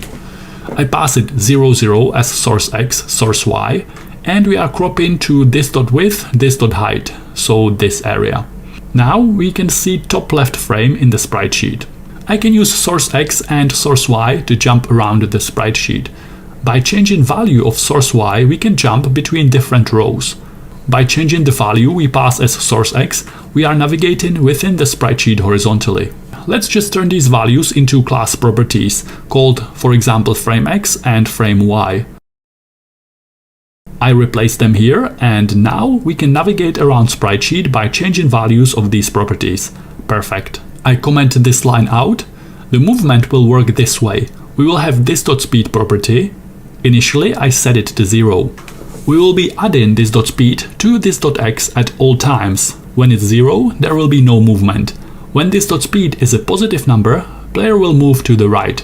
When it's a negative number, player will move to the left on the negative direction on horizontal x-axis. Now we can connect keyboard inputs to player movement. Update method will expect input as an argument. I take input from line 69 and I pass it to player update method here. We are interested in this.keys property from line 9, which holds all currently active keys. We can access that property from input argument we are receiving here. So this section will deal with horizontal movement. If input.keys contains arrow up, so if index of arrow up is more than -1, run the following code. Actually, let's start with arrow right and set this.speed from line 41 to 5. When arrow right is found in this array from line 9, set player speed to 5. It will make player to move to the right. But there is nothing to set speed back to 0, so it never stops moving. I create an else statement here, and inside I set player speed back to 0. Now player moves to the right only when I hold down right arrow key. Nice! I do else if statement here. Be careful about the brackets. It's easy to get it wrong and get an error here. Else if arrow left is pressed, set player speed to -5. Now I can move player left and right. Player can easily move off screen if we hold the arrow for too long. Let's introduce some horizontal boundaries. If horizontal x coordinate is less than 0, set it back to 0. Now we can't move past the left edge of game area. Else if player's horizontal coordinate is more than game width minus player's width, meaning right edge of player rectangle is touching the right edge of canvas area, also don't allow it to move past this point. Perfect. Jumping is a bit more complicated, but it's not that hard. I say if arrow up key was pressed, set velocity y property to -30. I set velocity y property on player object, and initially I set it to 0. Let's just move this around so that I have controls in one place. Horizontal movement separate, and I create a section for vertical movement. Actually, this line also belongs under horizontal movement, here. At all times, I will be adding velocity y property from line 42 to player's vertical coordinate from line 37. Initially, velocity y is set to 0, so we will get no vertical movement. When I press up arrow key, velocity y is set to -30 and player just flies off screen.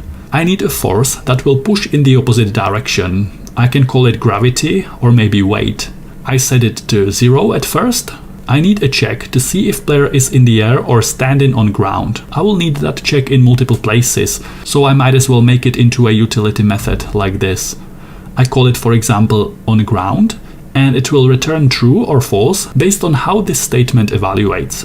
If this.y is more or equal to game height minus player height, we know player is standing on solid ground. Here in vertical movement section I say if on ground is false, meaning if player is currently in the air, take velocity y and start gradually increasing it by this.weight from line 43. I set this.weight to 1, we jump, and eventually player falls back down. Size of the jump depends on how long you hold up arrow key. We don't want it to work like that. Let's fix it. When we press up arrow key, I set velocity y to -10 so we can see it better. I create an else statement here, and inside we set velocity y back to 0. So if player is in the air, gradually add more and more weight to velocity y. Else if player is back on ground, reset velocity y back to 0 to stop vertical movement. If I jump too high, player partially falls through the floor before velocity y is reset back to 0. To prevent this from happening, let's introduce a vertical boundary on the ground level. If player's y coordinate is more than game height minus player's height, I set it to game height minus player's height. Player can never be below this point. That works. The height of jump is still dependent on how long I hold up arrow key, because each tick adds another -10 to velocity y. Also, if I press up arrow over and over, player will keep jumping higher and higher. We only want player to be able to jump when it's standing on solid ground. Here on line 55, I say if up arrow is pressed and if player is on ground, only then decrease velocity y by -10. Now we can't double jump anymore. Let's do -30 for a bigger jump. Maybe -32. So jumping works like this. Velocity y is 0. When we press up arrow key, velocity is immediately set to -32. This statement on line 66 becomes true, and weight of 1 is being added over and over to velocity y.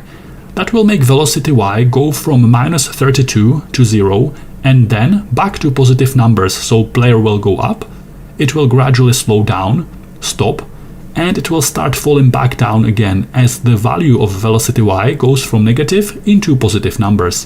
When we hit the floor again, line 69 will set velocity back to 0 and the jump is complete.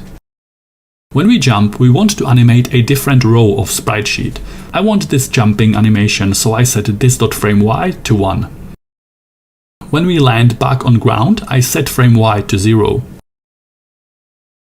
Endlessly scrolling backgrounds are very easy to implement. I made a special episode about different techniques I like to use and how to split it into individual layers for parallax effect. Today we will just do a single endlessly scrolling layer. Constructor will expect game width and game height, and I convert these arguments into class properties.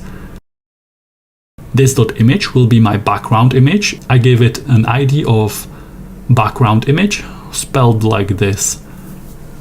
This.x will be 0, this.y will be 0. I check my image and I can see its width is 2400 pixels. Height is 720 pixels. Draw method will take context as an argument to specify which canvas we want to draw on. I call built-in draw image method and I want to draw this.image from line 84. I pass it x and y. On line 109, I instantiate my background class by calling the new keyword. I pass it game dimensions, so canvas width and canvas height. Inside animation loop, I call background.draw.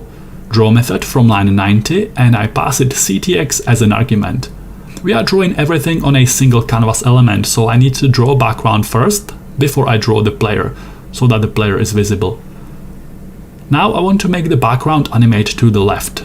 First I pass it width and height here, even though I didn't have to do it since my art assets are already correct final sizes. There is no need for resizing them with code. Custom update method. I create a property I call speed and I set it to 20. Horizontal coordinate of the background will be minus equals 20 pixels per frame. This will make it scroll to the left. Inside animation loop I call background update and it just scrolls off screen. In update method I create a reset check. I say if this.x is less than 0 minus this.width from line 87, meaning if background scrolled all the way off screen, set its horizontal x position back to 0. To create an illusion of endlessly scrolling background, we need to use a trick here. I will be drawing the same image twice. I will position the second image to the right next to the first one by setting its horizontal x coordinate to this.x plus this.width. Now it looks like it's just one single endless seamless image. If I put a gap of 50 pixels, you will see where the first image ends and the second image starts. I remove the gap. We never actually see the full size of the second image. They are both scrolling at the same speed, and when we get to this point, the image on the right just fills the gap before the first image can reset and start scrolling again.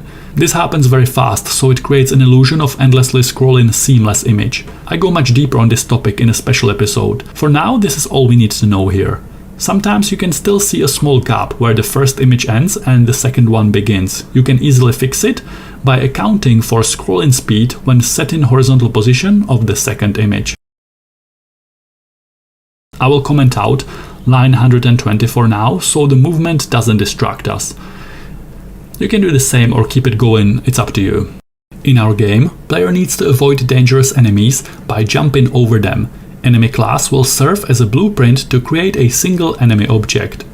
Constructor will expect game width and game height as arguments, because enemies need to be aware of game area boundaries. I check my sprite sheet and width of single frame is 160 pixels.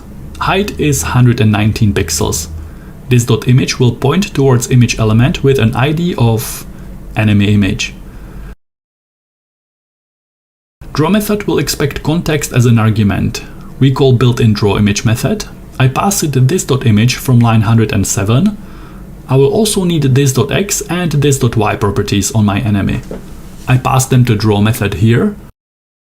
I create an instance of enemy class using the new keyword. I pass it canvas width and canvas height. I call enemy1 draw from inside animation loop and I pass it ctx. Now we can see what we are doing, so back inside the draw image method on enemy class. I pass it width and height. I also need to pass it source X, source Y, source width and source height like we did with player, because we want to crop out single frame from the sprite sheet. Source X will be number 0 times this.width. Source Y could be 0 times this.height, but since this sprite sheet has only one row, there will be no vertical navigation, so source Y value can stay hard-coded to 0.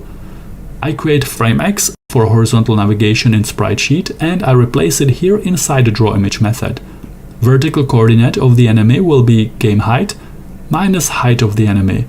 And horizontal position is game width, so that it's hidden just behind the right edge of canvas. I create an update method and inside we will just decrease X by 1 per frame to make enemy move to the left. I call enemy1 update from inside animation loop and we are animating one enemy created with our enemy class. I don't want to just have one enemy, I want to have multiple active enemies on the screen at the same time. Up here on line 6 I create a let variable I call for example enemies and I set it to an empty array. I delete these 2 lines of code from inside animation loop. We will draw and update our enemies from inside handle enemies function on line 121. Handle enemies function will also be periodically adding new enemies to the game, so I take enemies array from line 6 and I call push on it. We will push instance of enemy class, so new enemy like this. I know I have to pass it game width and game height, so I pass it canvas width and canvas height here. Then I want to call draw method and update method from line 116 for each enemy object in the array, so enemies for each. I call individual object in that array, for example enemy, and I use arrow function syntax here. For each enemy object inside enemies array, call their draw method. I pass it ctx and also call their update method. I will be calling handle enemies function for every animation frame, so I can't just leave this line of code here like this. I don't want to push 60 enemies per second into our game. I take this line outside temporarily, so it will just run once on the initial page load. So it will add just one enemy to the array at first. I call handle enemies from inside animation loop here on line 143. Perfect. Everything still works. Let's say I want to add new enemy into the array every 2 seconds. How do I do that? We can use timestamps and delta time. I create a helper variable called last time, which will hold the value of timestamp from the previous animation frame. Inside animation loop, I create a constant called delta time.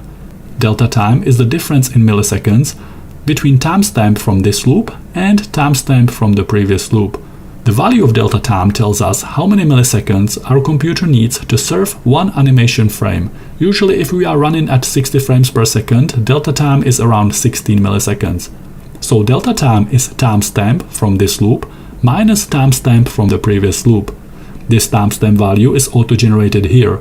Request animation frame has a special feature. It automatically generates a timestamp and passes it as an argument to the function it calls. So because animate is being called over and over by request animation frame here, it receives timestamp values as argument each time it's called. The first initial call of animate here on line 149 doesn't have auto-generated timestamp because it's not being called by request animation frame, so I have to pass it something here. I pass it 0. When I calculated delta time, difference in milliseconds between timestamp from this loop and timestamp from the previous loop, I set last time to timestamp so that it can be used in the next loop as the value for timestamp from the previous loop. Our animation loop is created by request animation frame. It automatically adjusts the screen refresh rate, so most screens will run at 60 frames per second, which means if I console log delta time, I should get 1000 milliseconds divided by 60 frames per second. My delta time should be around 16.6 milliseconds. If you get a different number here, let me know. I wonder if we all get the same value. Now that we have delta time, we can use it to time different things around our code base. We will use it to trigger periodic events. I pass delta time to handle enemies. I comment this out. I make sure handle enemies expects delta time value. To time something periodically with delta time, I need 2 helper variables. Enemy timer, which will be counting milliseconds from 0 to a certain limit, and every time it reaches that limit, it will trigger something and reset itself back to 0. We will need enemy interval, which will be a value in milliseconds for that time limit. I want to add new enemy in the game every 1000 milliseconds, every time timer reaches 1000. In handle enemies, I say if enemy timer from line 140 is more than enemy interval from line 141, push new enemy into enemies array. Then reset enemy timer back to 0 so we can count again. Else, just keep adding delta time to our enemy timer until the limit defined in enemy interval is reached. Using delta time like this will make sure our events are timed the same on slow and fast computers, because faster computer will have lower delta time, so it will take more loops to accumulate enough in its timer. That way, fast and slow computer will reach the limit at the same time. I explain this in more detail in a special class. I can also set enemy interval to 2000 milliseconds, 2 seconds. I create this.speed property on enemy class. I could give each enemy randomized speed here using math.random. I will give all of them the same speed of 8, and here I say this.x minus equals this.speed. You can see enemies come in a set interval of 2 seconds, very predictable. Maybe I want to randomize that interval a little bit. I can, for example, create a variable called a random enemy interval, and I set it to a random number between 500 and 1500 milliseconds. I change enemy interval to 1000. Whenever enemy timer reaches enemy interval plus random enemy interval, I push new enemy and I set random enemy interval from line 147 to a different value. I could have also randomly set some enemies further along x-axis to get the same result. Now enemies are coming in more random, less predictable intervals.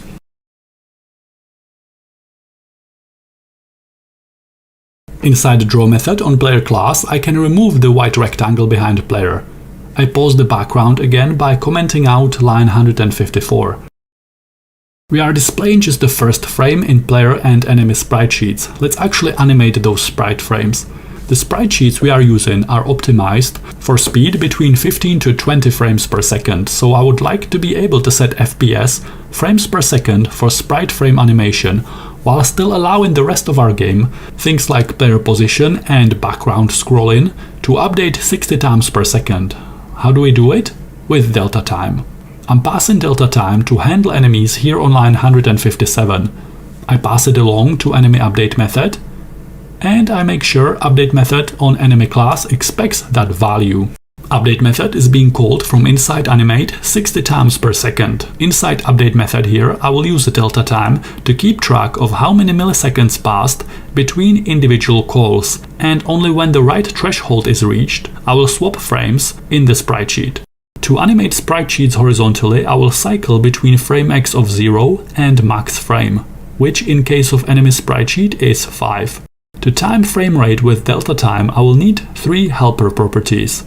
This.fps to set frames per second, let's do 20.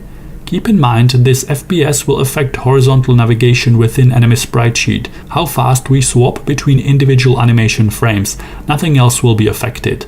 I want the rest of the game to run at 60 frames per second. I could use this technique to slow the entire game down to 20 frames per second, but then player controls wouldn't feel very responsive, we would get delays in collision detection, displayed text, and so on. I want to slow down only animation of enemy sprite sheet, nothing else. I will also need frame timer, which will count from 0 to frame interval over and over, and frame interval will define that value we are counting towards. It's a value of how many milliseconds each frame lasts, so 1000 milliseconds divided by 20 frames per second in this case. First, let's cycle between frames at full speed, so if this.framex from line 111 is more than max frame, set frame x back to 0, else increase frame x by 1. I have to do more or equal here so we don't get empty frame. Because of this source x attribute, we are passing the draw image method on line 119. Cycling between 0 and 5 with frame x variable will animate sprite sheet horizontally. Now you can see enemy sprite sheet is animating, but it's very fast. These particular sprite sheets were designed for lower frame rate. We defined FPS of 20 on line 113. Here I say if this.frame timer from line 114 is more than frame interval from line 115, only then run this code that manages frame x cycles. At the same time, reset frame timer back to 0 so it can count again. Else, just keep adding delta time 2-frame timer until the threshold of milliseconds defined in frame interval is reached. Now you can see enemy sprite sheet is swapping between frames slower at 20 frames per second, while enemy movement is still at original 60 frames per second. Inside update method on player class, I will do exactly the same thing. First I say if frame x from line 40 is more than max frame, which I need to define here. We will start with this row, and there we have 8 horizontal frames, counting from 0. If frame x is more or equal to max frame, set frame x back to 0. Else, increase frame x by 1. Running animation on player is animating. I go down here to enemy class and I copy FPS, frame timer and frame interval properties. And I paste them here on our player class. Inside update method here, we are dealing with sprite animation. Here are controls. Yes, so if frame timer from line 44 is more than frame interval, run all this sprite animation code and reset frame timer back to 0. Else, keep increasing frame timer by delta time. Update method doesn't have access to delta time, so I make sure it takes it as an argument when we call it here on line 181. Up here, I make sure update method expects that argument. Now, player sprite sheet is animating at 20 frames per second. When I jump, we get blinking because max frame is set to 8 on line 41 and jump row doesn't have that many frames, so we are including empty frames. We have only 2 player states basically, jumping and running on ground, so dealing with that is easy. Down here we deal with vertical movement. When we are not on ground, we set max frame to 5 for jumping animation. Else, meaning we are on ground, set max frame to 8 for running animation. On line 151 we are adding new enemy to our game in a randomized interval. When I console log enemies array, I can see it's endlessly growing and adding more and more enemies. I actually want to remove enemies that moved off screen from enemies array. On enemy class, I create a property I call marked for deletion and I initially set it to false. In update method, I say if horizontal x coordinate on enemy is less than 0 minus enemy width, meaning if it has moved past the left edge of game area, set marked for deletion to true. Inside handle enemies, I say take enemies array, which we defined earlier as a let variable, and reassign it to the same array, but filter that array first and only include elements that have marked for deletion property set to false. Filter is a built-in array method which creates a new array with all elements that pass the test implemented by the provided function. In our case, all our elements are tested and checked if their marked for deletion property is false.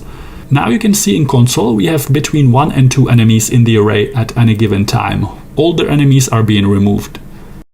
I want to display score. On line 7, I define a let variable called score and I initially set it to 0. On line 168, we have display status text function. I will use it to display current score. I pass it context as an argument to specify which canvas we want to draw on. I set fill style to black color. I set canvas font to 40 pixels Helvetica. Fill text built-in canvas method will actually draw the text. It expects text we want to draw and x and y where to draw it. I want the text to say score :space plus value of score variable from line 7. X coordinate 20, y coordinate 50. I call this new function from inside animation loop and I pass it ctx. Inside update method on enemy class, I will count score every time enemy moves off screen, assuming player successfully avoided colliding with that enemy. And I increment score by 1. That works, nice. I want to highlight the font. I can give it canvas shadow, but for some reason in Firefox, built-in canvas shadow property causes lag and frame rate drops, so I will do a trick here. I will draw the same message twice, one black, one white. The top one will have 2 pixels offset, so I kinda created my own shadow manually. Let's check for collisions between player and enemies. First, we need to decide on the right technique to use here. The easiest ones are collision between rectangles and collision between circles, where we give elements like player and enemy hitboxes, shaped as rectangles or circles. We could also do more complex and more precise collision checks here, such as collision check between polygons, called separating axis theorem, or we can base collisions on color or opacity. I will stroke rectangle around our enemies so we can see basic collision hitbox. Let's make it white. I do the same for player. You can see the rectangles now. If I use collision detection between rectangles and I keep those hitboxes at their base sizes, whenever these two rectangles touch or intersect, we will get collision between player and enemy. I tried to apply it before and I played with it, and sometimes we get really unfortunate collisions, like on this screenshot where my player is landing from a jump. Dog and worm images are clearly far away from each other, but you can see that the corners intersect and we got game over. I asked you in my community tab how you would approach this challenge. We spoke about the different options we have here. Some of you suggested separating axis theorem for collision between polygons. Some of you think that we could use a set of smaller rectangles that match shapes of player and enemy sprites more closely than one larger shape. Some of you think that simple collision detection between circles would be enough in this scenario. Let's try to draw circular hitboxes around our objects to see what it would look like.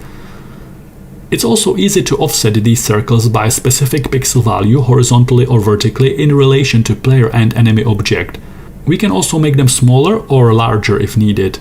I agree with you, and I think that using circular collision detection for jumping game like this will get rid of accidental collisions where two corners of rectangles collide. Now I need to decide where in our codebase we will run collision checks. I know I need to check position of player against position of all active enemies for each animation frame, so I might as well do it inside player update method. I pass it enemies array as an argument. It contains all currently active enemy objects. On line 59, inside update method on player class, I make sure update method expects that argument. We will calculate collision detection here. We need to run it against every enemy object in enemies array, so enemies we passed as an argument for each, and then I do collision detection calculation between player circle hitbox and enemy circle hitbox. To do that, we need to calculate the distance between the center points of these two circles, and we compare that distance with the radius of circle 1 and radius of circle 2. If the distance is less than these two radii added together, we know we have a collision. To get distance between 2 points, 2 center points, we use Pythagoras theorem formula. We have a center point of player circle and center point of enemy circle. We calculate distance on horizontal x-axis, dx. We calculate the distance on vertical y-axis, dy. It gives us imaginary right triangle, and we know hypotenuse of this triangle is the distance between these 2 points. We calculate it as square root of dx squared plus dy squared. If distance between center point of player circle and center point of enemy circle is less than radius of enemy circle plus radius of player circle, we have collision and we set game over to true.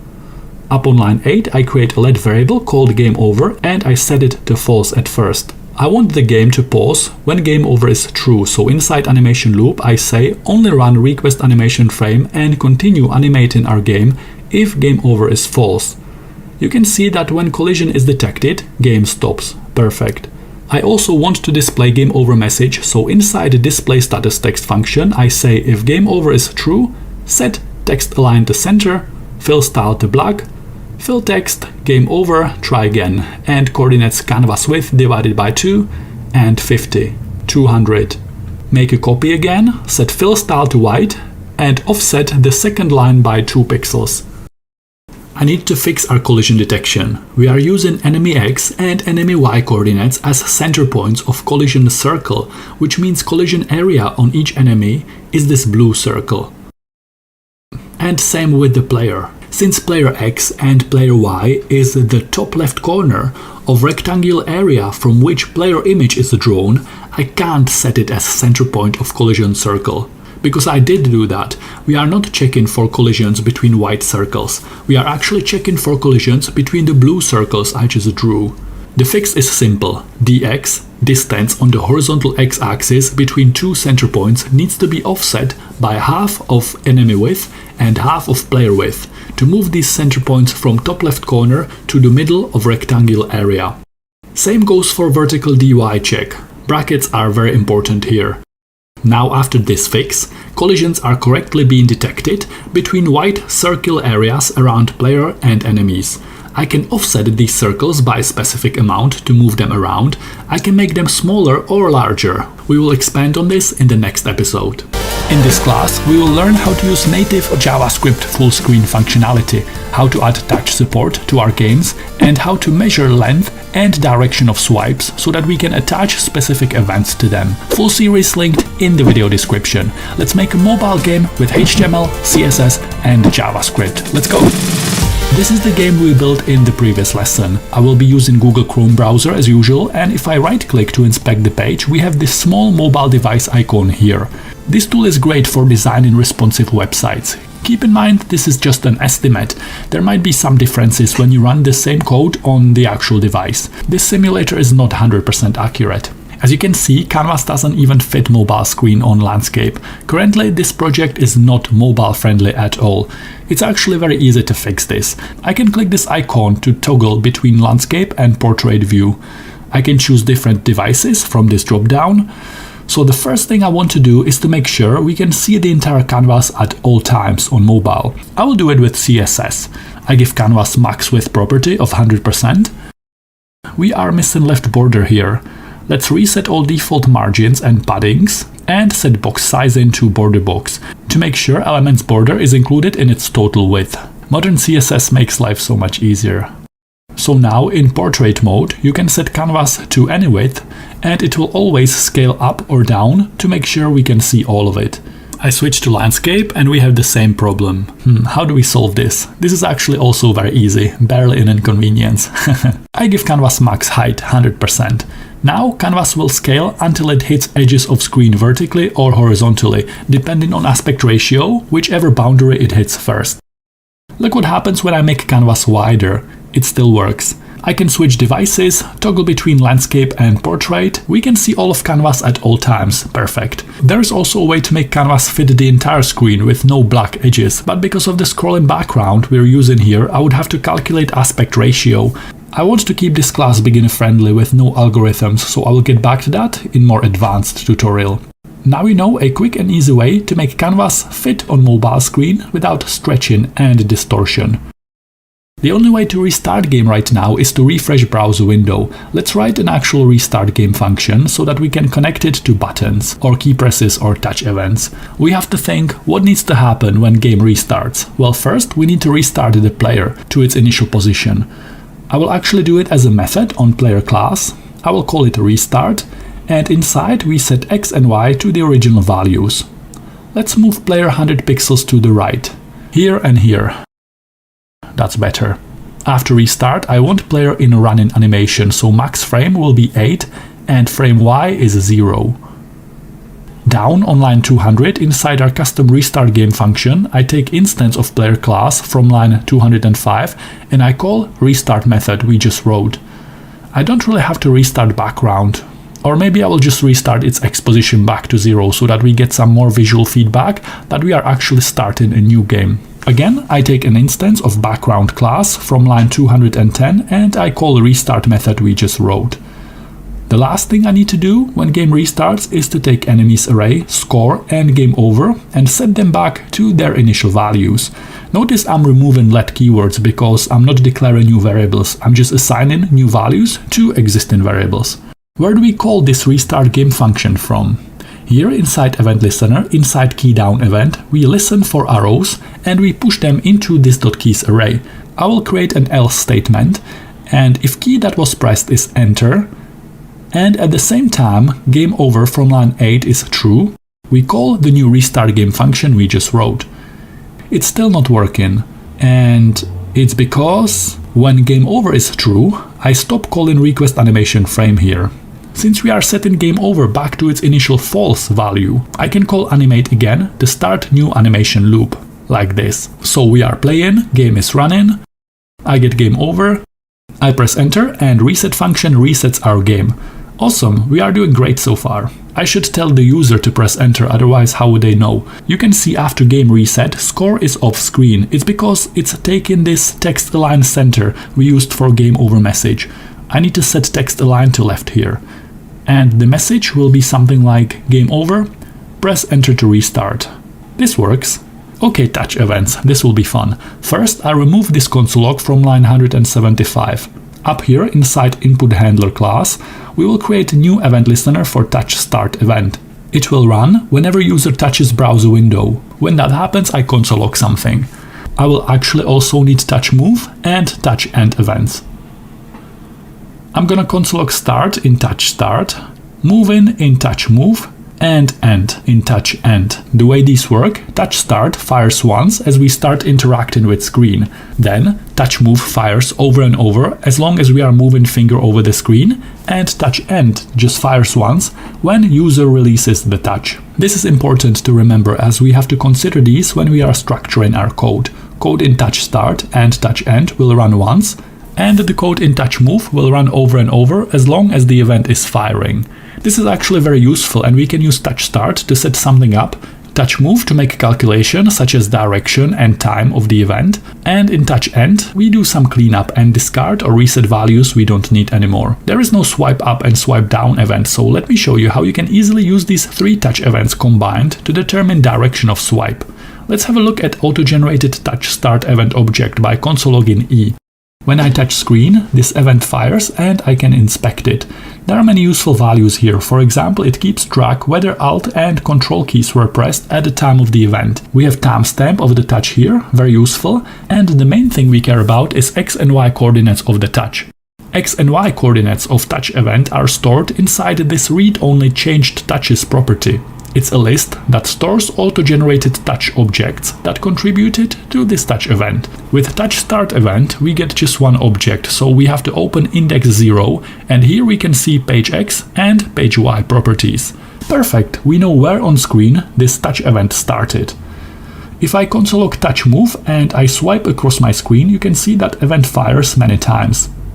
Let's go to one of the ones at the start. If I check inside change touches list at index 0, I can see page Y is 71. As I was swiping, the event was firing, so let's go to the last time it fired, and here I see page Y is 104. I know this particular swipe went vertically from coordinate 71 to coordinate 104. We have all these values we need to determine whether user swiped up or down. I put this console log into touch start event and I remove all other console logs.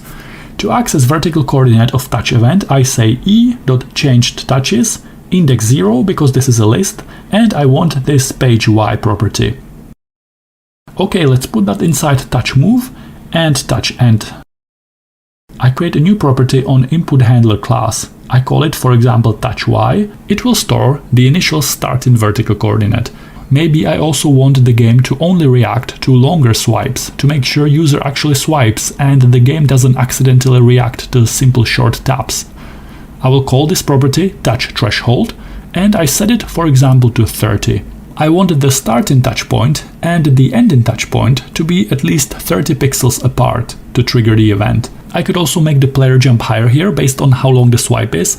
This technique is easy and very powerful if you are designing mobile games. I hope you are realizing the potential here. In touch start event, I just want to set starting coordinate, so this.touchY from line 13 is equal to page Y value from this event. Let's delete all these.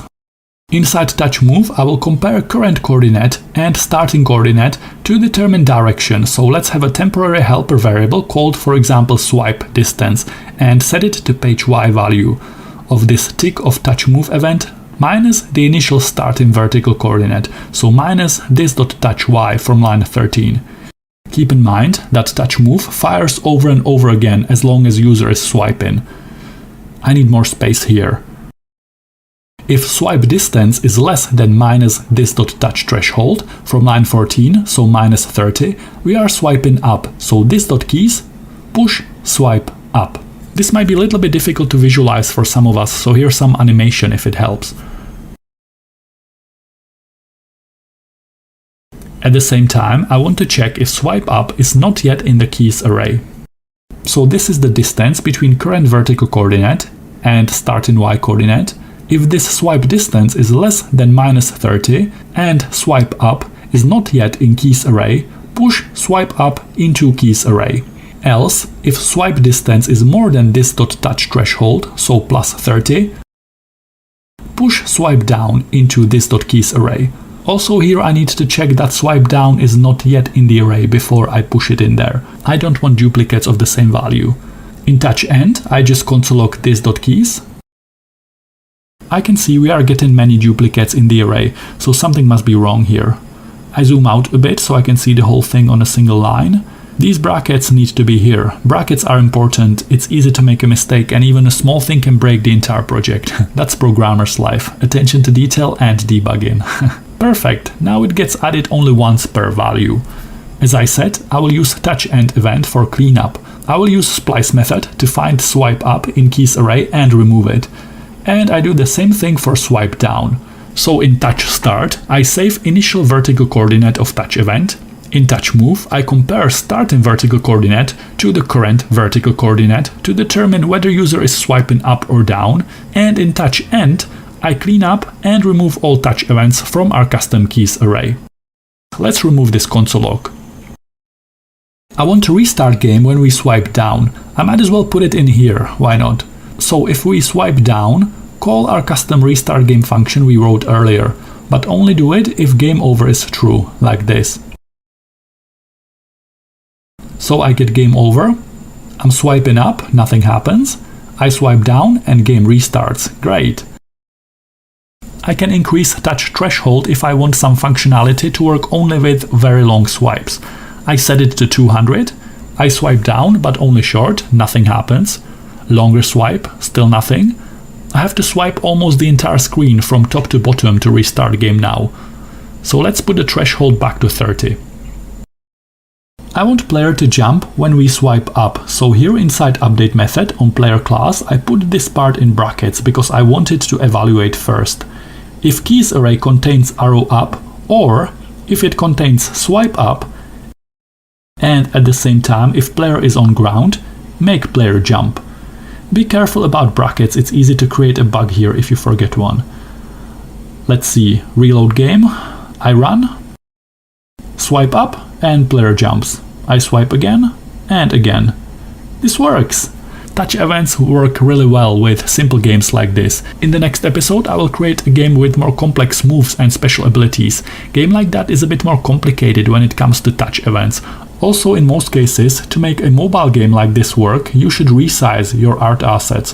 My player sprite sheet has frames 200 x 200 pixels, that's massive for a mobile game, and if I had many animated objects on screen at the same time, it would start lagging very fast. For a bigger game, I would have to create 2 or more sets of art assets for different screen sizes. Let's change game over message so that user knows we can now swipe down to restart. JavaScript also offers built-in native full-screen API that's easy to use. It's now well supported in all modern browsers. As far as I know, only Internet Explorer and mobile version of Safari don't fully support it. We are web developers here, so I'm sure all of you use updated version of a modern, secure browser on your machine. Full-screen API gives us methods that allow us to present a specific element and its descendants in a full-screen mode. It will hide all browser user interface elements, sidebars and other applications as long as full screen is active. Let's create a button to toggle full screen. I give it ID full screen button, for example, and it will say toggle full screen. In CSS I give it position absolute, font size 20 pixels, padding 10 pixels, top 10 pixels, and transform translate x -50% to center it horizontally. I bring it to my JavaScript project using getElementById. I create a new function I call, for example, toggle full screen. Let's console log document.fullScreenElement like this and call toggle full screen function we just wrote. Full screen element is a built-in read-only property on document object that returns the element that is currently being presented in full screen mode. If it's null, it means the full screen is not active. We can use this property to check if we are currently in full screen mode. I say if full screen mode is not active, take canvas variable from line 2 and call built-in request full screen method. This method is asynchronous. It returns a promise, which means I can chain then and catch methods to run some follow-up code when the promise is fulfilled or rejected. I will just use catch today to display potential error. Notice that the request full screen is called on the element I want to make full screen, but full screen element property sits on the document object. Today, I won't put any follow-up code in then method, so I can delete it. In catch, I will take the auto-generated error object. If error happens, we will create alert, and it will say some error message. To concatenate message, I can use backticks instead of quotes. This is so-called template literal syntax. It's just a simple way to combine strings of text and expressions that need to be evaluated into a single final line of text. I say, for example, error can't enable full screen mode. And to insert variable or expression inside template string, we use $sign and brackets like this. Here I just put this auto-generated error object and its message property so we can read what went wrong. So if full screen is currently not active, present canvas in full screen mode. Else, meaning full screen is active, call built-in exit full screen method to switch back to windowed mode. Notice that exit full screen is again called from document object. If I save my project and refresh browser window, I get an error. You can see catch method worked and created alert pop-up window with our message. In console, I can see more information. It says full screen can only be initiated by user gesture. Here I declared my toggle full screen function, and here I'm calling it on the first page load. We can't do that. Full screen can only be triggered by user-generated events, such as click or touch. That's what this error message is telling us. We can't just make JavaScript to automatically trigger full screen. It needs to be triggered by a user-generated event. So instead of running it on the first page load, I create an event listener for a click event on full screen button element we created earlier. When user clicks button, then run toggle full screen. To exit full screen on a computer, you can also just press escape key. On mobile, you can exit full screen by swiping to reveal main controls and press back or home key depending on which phone you are using. Sometimes we get unexpected collisions and game over when player and enemy images are not actually touching, like this. It's because we are checking for collision detection on circular hitboxes around player and enemy, and these circles don't exactly match the sprite sheet image. Collisions between complex shape take a lot of performance, and especially for mobile games, performance is something we need to be more careful about.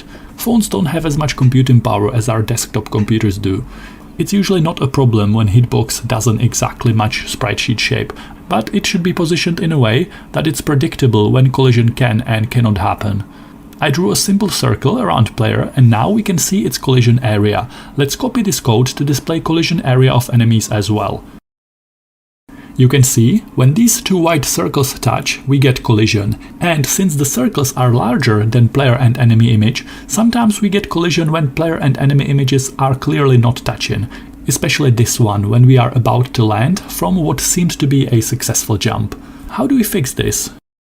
Since player and enemy images are not scalable in this game, they are drawn at fixed width and height, we can shrink and scale hitboxes by a value relative to image size, and we can also move the hitbox left and right by specific pixel amounts to try and match images more closely and make collisions more predictable. We don't want surprise game over like this. I'm using a bit unconventional technique here because sprites are in a sense rectangular. They have starting X and Y position and width and height. But I chose collision detection between circles to remove rectangular edges from sticking out outside player and enemy shapes. What I'm about to do will work with rectangular collisions as well, if you prefer that. We are calculating collision detection between player and all active enemies here. I explained it in the previous episode. We are basically checking distance between center point of player circle and center point of enemy circle, first horizontally and then vertically. We are drawing imaginary right triangle and using Pythagoras theorem to calculate the length of hypotenuse, which is basically the distance between center point of player circle and center point of enemy circle. Then we are comparing radius of player circle plus radius of enemy circle to that distance. If distance is more than sum of these two radii, circles are far apart. If it's the same, circles are touching, and if the distance is less than sum of radii, circles are overlapping. Here I'm just drawing white collision area circle. It's just a visual. It doesn't actually detect collision. Collision is being detected here. We are inside player class, and this is the horizontal center point position of player circle. This is being used for collision detection here. This is vertical coordinate of that center point, which is being used in collision detection formula here. And this is the radius of collision area circle we are drawing, and that same value is being used in collision detection formula here. I can simply offset and resize that collision circle visual in this area, and then replicate those changes inside the actual collision detection calculation area here. Let me show you what I mean. What if I want player circle to be smaller? Maybe I don't mind that ears and tail overlap. Let's say they are soft and they don't count when it comes to collision. Also, maybe I want to make my game a bit easier and forgiving. This will allow a small overlap between player and enemy image. What if I want to move the collision hitbox downwards relative to player image? I change its vertical center point position here. Plus 20 pixels seems fine. Now I compare changes I made to the visualization, and I make sure I update the actual collision detection formula to match these new values. I didn't make any changes to horizontal center point, so that value stays the same. I added plus 20 pixels to vertical center point, so I update it in collision calculation here. I also made the circle smaller, so I update player radius value in this area. We successfully adjusted player hitbox. Let's also do something about enemies. I can, for example, reduce the radius of enemy circle. I also want to move it to the left to cover head of the worm better. Maybe minus 20 pixels for a horizontal center point. I'm actually happy with this. I want collision to only happen when these two adjusted smaller circles collide. Let's take the changed values we used to adjust enemy hitbox visual and transfer them into collision detection formula, like we did with player. I copy this line just so I can look at it for reference. I put it here just temporarily. Collision detection is inside player class, so this keyword here points to player object. If I want to point towards enemy object, I can't use this keyword in this area.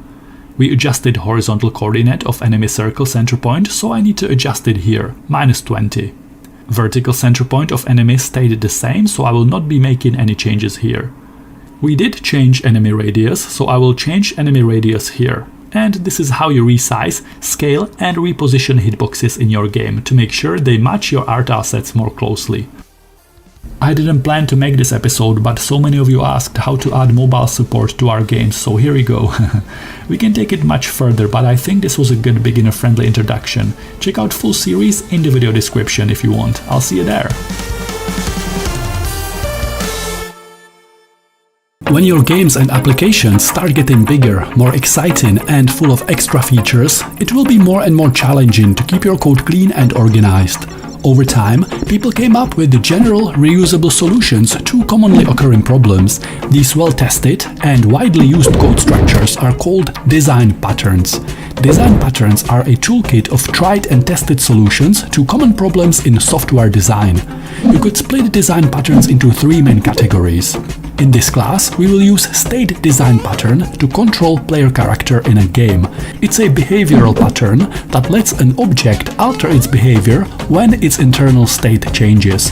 Why do we need to manage player state? Let's say we have a simple side-scroller game. Our character is standing, and when I press up arrow key, I want it to jump. This code has a bug. If I keep pressing up arrow while jumping, player character will fly off screen. So I have to do a check here. Only run this code and jump if character is standing on solid ground. Great, that fixed it. I also want to add sit-in animation, but player can't enter sit-in state while it's in the middle of jump. Player can sit down only when it's standing or running on solid ground. Maybe I also want a dive attack when player tackles enemies from the air. Again, this move can only be entered by pressing down arrow key while jumping, because when we are standing, down arrow key will make players sit down. I'm sure you can imagine how adding more moves will create a very complicated if-else statement, and since all of that is contained in a single piece of logic, adding one new move later on can break all your other existing conditions, and you will have to review that single massive logic tree every time you need to fix a bug or add a new feature. Since this is a very common challenge game designers had to deal with for a long time, there is a tried and tested way to do this right. What if instead of this complicated spaghetti code if-else statement, we model our code structure based on finite state machine? We want to have a limited set of states player object can be in, such as stand in, jump in, or sit in. Player object can only be in one of those states at a time, and for each state, it will only react to a limited set of inputs we define. That way, we have a class for each state, and in rules of that class, I can say that while player is jumping, wait for a certain time before switching it to falling state, or if you detect down arrow key input, transition player into diving state. Other than that, while in jumping state, ignore all other inputs. So pressing down arrow key while jumping will switch player into diving state. Pressing down arrow key while standing will transition player into sitting state. In this class, we will learn how to implement state design pattern in a side-scroller game. We will learn how to use native JavaScript modules to split our code into multiple parts, and many other important game development tricks and techniques as usual. Click like if you are ready to start building bigger games and learn how to make our code bases scalable, easy to navigate in, easy to manage and debug. We are diving into more advanced territory today. The challenge for beginners will mostly be to keep track of what each class and function is doing and how they interact with each other. Check out some beginner-friendly game development tutorials in the video description if you just recently started with HTML, CSS and JavaScript. I created a simple web page. This doc image will be our sprite sheet. You can download it in the video description. It was made by this amazing artist. Check out his site for more game development art assets. I include my image as img tag this time. That way I can wait for the image to get fully loaded before I run any JavaScript. I include my JavaScript by using a script tag, but this time I will set its type attribute to module, like this. This will cause the browser to process any contents of this particular script as JavaScript module, which will allow us to split our code into multiple separate files and use import-export keywords to connect the data inside. You can see I'm importing only the main script.js file, but we will also have player.js, state.js, input.js and utilities.js. Splitting files like this makes our project a bit cleaner and easier to navigate in. JavaScript modules allow us to split our programs into separate parts that can be imported where they are needed. Node.js had this ability for a long time, but now modern browsers support module functionality natively. Use of native JavaScript modules is dependent on the import-export statements, and we will cover how to use them today. It's easy, don't worry. There is only one catch when using modules. You need to run the code in some kind of dev environment. You need to have a server. If you just write index.html file and click to open it in browser locally, as you can do with all my other course projects, import-export keywords will not work. You need to run this code through a server. There are many ways to set up a local server. The easiest one is to install a small plugin to your code editor. I'm using Visual Studio Code, and when I click here on the left side on the extensions icon and I search extensions for live server, I find this plugin. It's been downloaded over 17 million times, so it's very popular. Mine is already installed, but if you don't have it, it will say install here. After installation, you might have to close or reopen your VS Code. When it's successfully installed, you will see this Go Live icon right here. If you never used it, it can act a bit unexpectedly. When you click Go Live, it doesn't open the file you are looking at the moment. It will run code from the entire project folder your VS Code is currently pointed at. To make sure your live server goes live with the correct set of files, you click File in the top left corner and then click Open Folder, and you navigate to your project folder on your local computer. When you find it, click Select Folder, and then when you go live, the correct project will open. If you can't see this new live server notification area, close your VS Code completely and reopen it, and it will get loaded. The best thing about Live Server extension is that when you save any of the project files, it will reload browser window automatically. You can always see the latest preview of your code without constantly manually reloading browser. On my Windows computer, I use Ctrl+S keyboard shortcut to save changes to my file. I use it a lot while working in this environment. So now we should have a project folder running through live server extension. We have index.html file, style CSS, main script.js file. We will have player.js where we write all the logic to control and animate our player character. State.js will be where we write state design pattern to swap between different player states. Input.js will handle keyboard input, and utilities.js will have small useful functions that, for example, display status text or some other small tasks. I will speed up CSS setup because that's very basic. Global reset to make sure the page looks the same across different browsers. I will give Canvas some background so we can see it, and I will hide the sprite sheet image, since we will be drawing and animating it with JavaScript. I will also show you how to create a very simple loading screen. I wrote this h1 tag with an ID of loading, so I grab it here, I center it in the middle of the page, and I adjust its font size. Script.js is my main module, which will connect all other parts into a final piece of logic. The sprite sheet we are using today is a big image file, so it might take a second to fully load. To make sure JavaScript waits for all the assets to be fully loaded before it runs, I will create a simple event listener for a load event. Load event will wait for the entire page to be fully loaded and available, including page content such as style sheets, images, and so on. In the meantime, this text that says loading will be visible, so if you add more art assets, user will see this loading screen for however long it takes to load all assets. When everything is fully loaded, this event listener will run its code, and inside I will target this loading text and I will hide it, because the page is fully loaded at the point when this code runs. I will also set up my canvas, so document.getElementById canvas1. I instantiate context object, which contains all built-in 2D drawing properties and methods we will need today. I set canvas width to window inner width and canvas height to window inner height. I can see canvas is now full screen, so I make it transparent. It's time to draw the player. In player.js, I create a class I call player. Player always needs to be aware of boundaries of game area, since we will be running and jumping around, and we need to know when we reach the edges of screen, so I will pass it game width and game height from the outside as arguments. And I will convert these arguments to class properties like this. Today we are learning about state management. We will be swapping player between different states.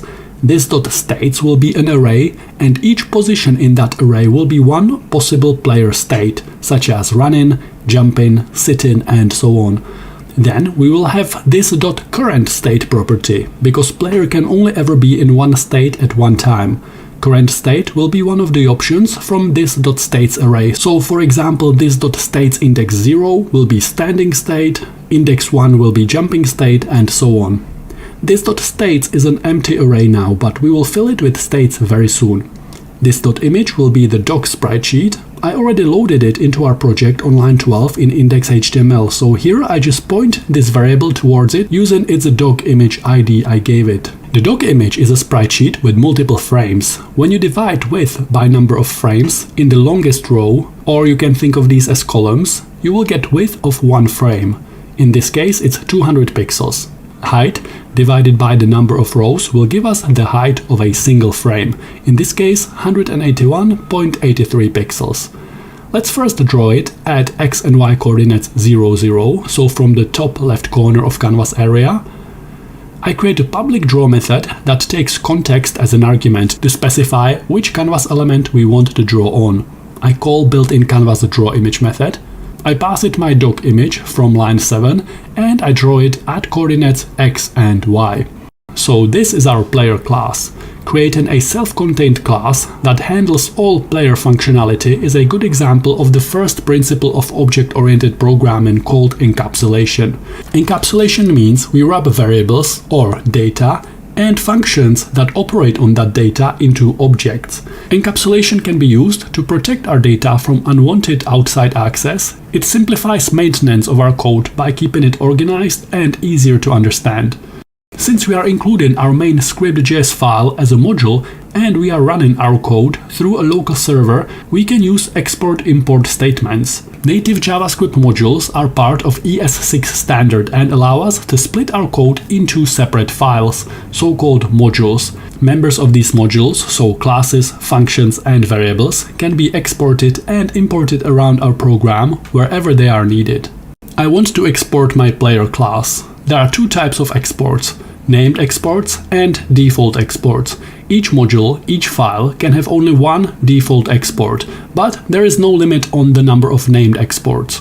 Named export looks the same, just without this default keyword. To make my player class available in main script.js file, I go up top and I say import player from player.js. This // means that player.js file is in the same folder as script.js. Since player is a default export, I don't need brackets. For named exports, exports that don't have default keyword in front of them, I would have to wrap them in brackets like this. But since player class is a default export, we don't need brackets here, and I can also refer to player using default here. But there is no need to go into that much detail about modules today. I just want you to understand the main idea and get comfortable exporting and importing your variables, classes, and functions between modules. So now, player class is available here. Let's test if it works and instantiate it. I create a constant variable called, for example, player, and I set it to new player. Here on line 2 in player.js, I can see our player class expects game width and game height arguments, so I pass it canvas width from line 8 and canvas height from line 9. If I console log player, I can see my object here and I can inspect it to see all its properties and values. Congratulations, now you understand how to use native JavaScript modules. What else should we learn today? Click the like if you are getting any value. We created a public draw method on our player class, so let's call it here.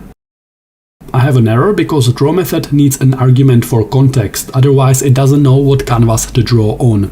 I pass it ctx from line 7 because in this project we only have one canvas element.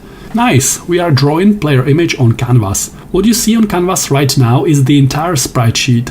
On line 14 here, we are telling draw method what image to draw and what coordinates to draw it at. Draw method will just take the entire image at its original size and it places it at these coordinates. I can change the coordinates here.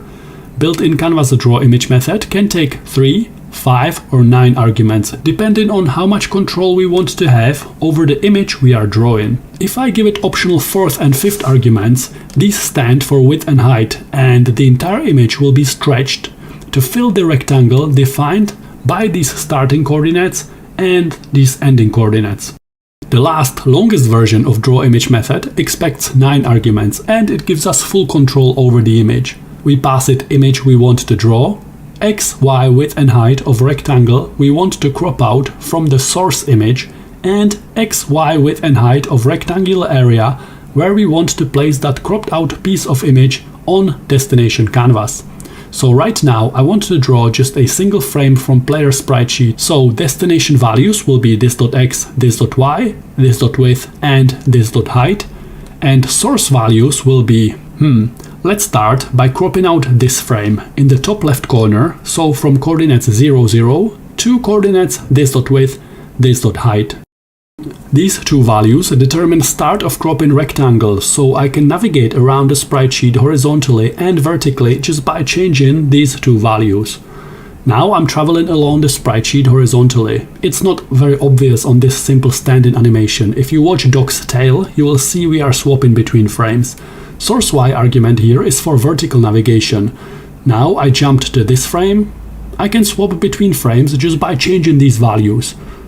I might as well put them into separate variables. I create frame X variable for horizontal navigation and I replace it here. I also create frame Y for vertical navigation and I replace it here.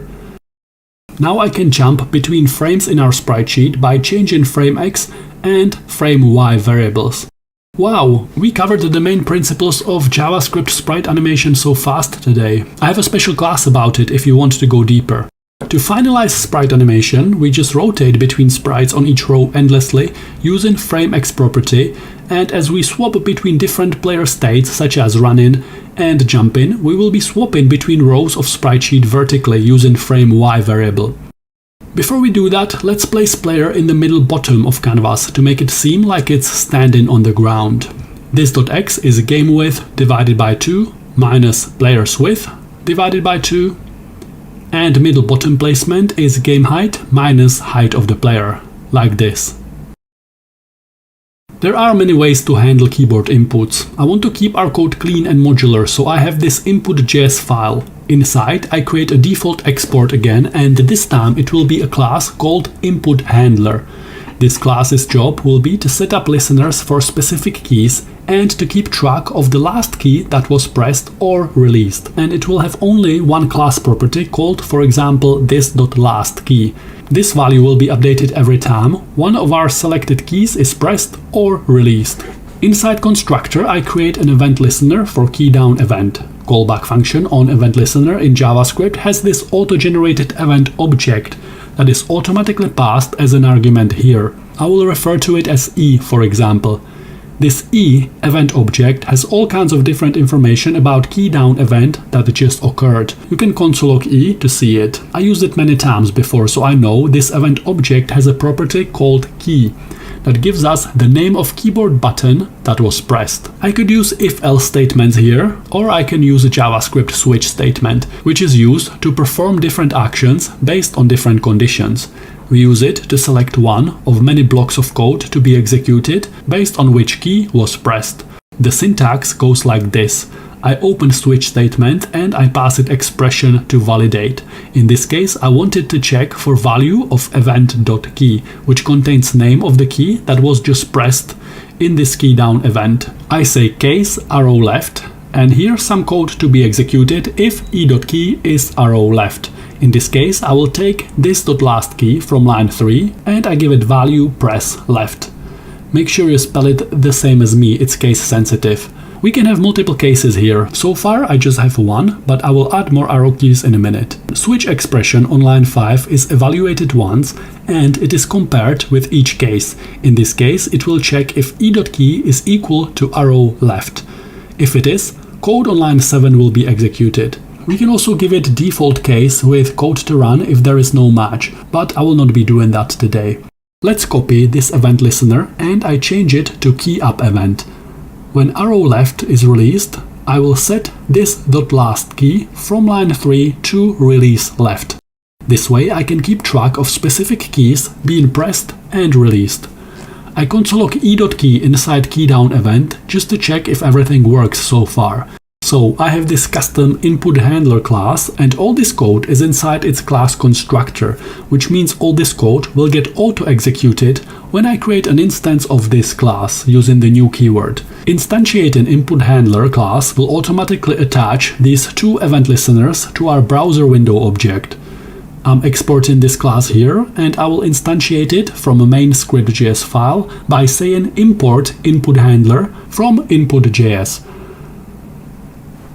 With input handler class available, I create a constant variable called, for example, input, and I set it to new input handler. That's it. Now, when I click my canvas and I start pressing keyboard, it will console log names of those keys.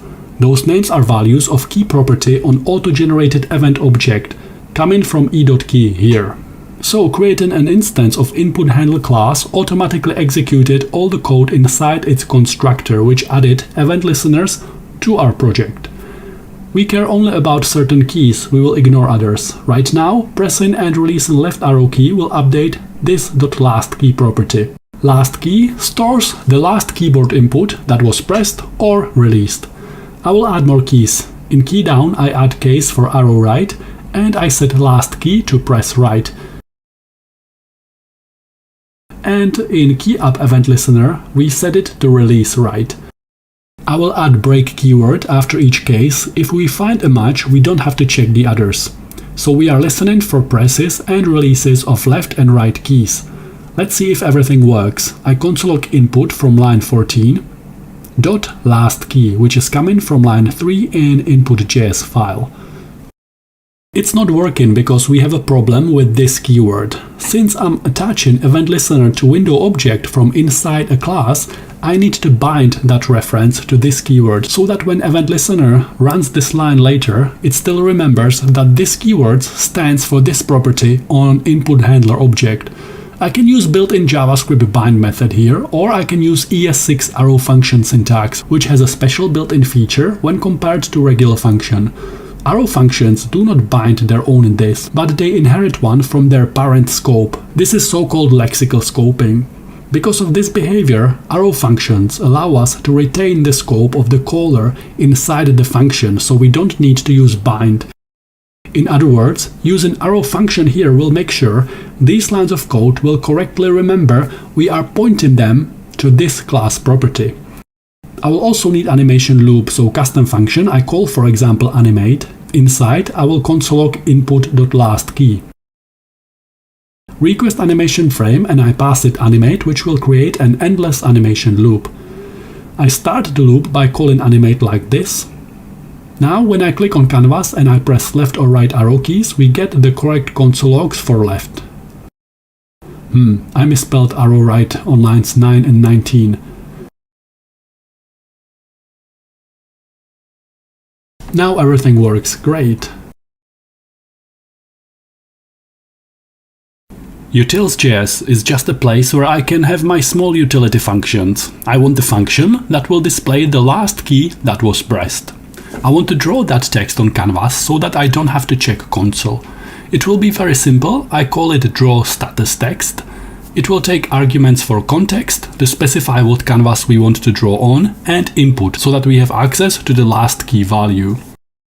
I set canvas font property to 10 pixels Helvetica, for example. Fill text method takes text we want to draw and X and Y where on canvas we want to draw it, so I pass it last input, colon, space, plus input.lastKey, and I want to draw it at coordinates 10, 20, I guess. Let's export it and import it in script.js. This time I'm not exporting it as a default, so I have to wrap it in curly brackets like this. I import draw status text in brackets from utils.js and I call it inside animation loop here on line 19. It expects context and input as arguments, so I pass it ctx from line 9 and input from line 15. Let's make it larger, maybe 30 pixels. And coordinates 20, 50. Nice, it works. I need to make sure I clear my canvas between frames to delete old paint. Built-in clear rectangle method, and I want to clear the entire canvas from coordinates 0, 0 to coordinates canvas width, canvas height. This will delete my player, so I have to redraw it for every frame by placing player.draw inside animation loop. Nice. So far we only care about left and right arrow keys. When we press them, canvas gets updated. Let's delete this console log. State design pattern allows objects to change their behavior based on their current state. In this case, we will start very simple to demonstrate the main idea. We will swap player between stand in left and stand in right state. Entering each state will draw a different row in sprite-sheet, and in each of these states, player will only respond to a limited set of keyboard inputs. When we are standing left, we will ignore additional presses of left key and we will only react when user presses the right key, which will swap us to standing right state. In standing right, we will ignore any additional presses of right key and only pressing left arrow key will swap us to standing left state. In each state, we can limit what keys player will react to, and we can write logic that defines behavior for each key press separately.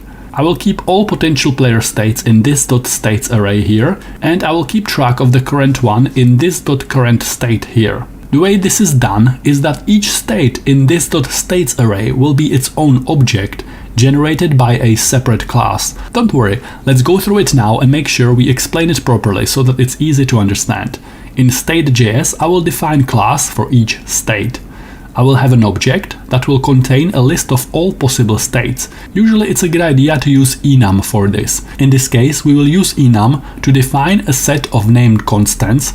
We define a name for each state and assign it a number. The order of these states must match the order in which we add them to player states array, and that way swapping between states will be more readable, because instead of swapping to state 0, I will be able to swap to state standing left, for example. It will make our code easier to read, that's why we're writing this enum statement. I will have just 2 states at first to demonstrate the entire logic on a simple example. Standing left will be state 0 and standing right will be state 1. I create a custom class called state. Its job will be just to hold this .state property, which will be passed to constructor as an argument. It will take this argument and it will turn it into class property. This is just to keep track of name of the currently active state so that we can write that state name on canvas. In state design pattern, each state is usually defined by a separate class. So let's create a class called standing left, and that class extends state class from line 6. Extends keyword is used to create a child class.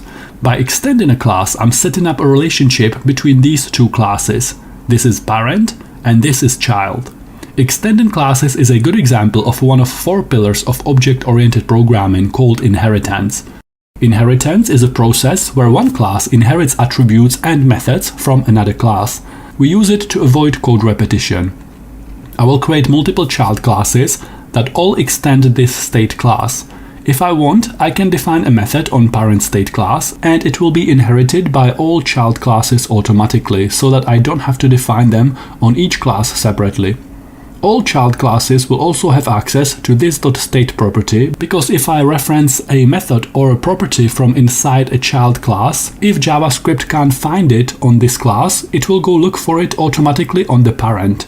So this is our parent class, also called superclass, and this is so-called child class or subclass. It will have its own constructor, and that constructor will expect player object as an argument, because I need access to player properties on here, since I want to be changing things like player sprite sheet row or player speed as we swap between different states. Constructor is automatically executed when we create an instance of a class, so the first thing I will do is use super keyword. We can use super keyword in child classes to access and call methods on object's parent. When super is used in a constructor, like we are doing here, it must be used before this keyword. Calling super here will execute all the code inside the parent constructor on line 7. In this case, we need to pass it name of current state, standing left, and constructor will set it as a value for this .state class property on this particular subclass. We will just use that to write currently active state on canvas a bit later. Now I take player object passed as an argument and I convert it to class property here. My standing left child class will have enter method that will do everything that needs to be done when player enters this particular state. For example, it will change its speed or sprite sheet.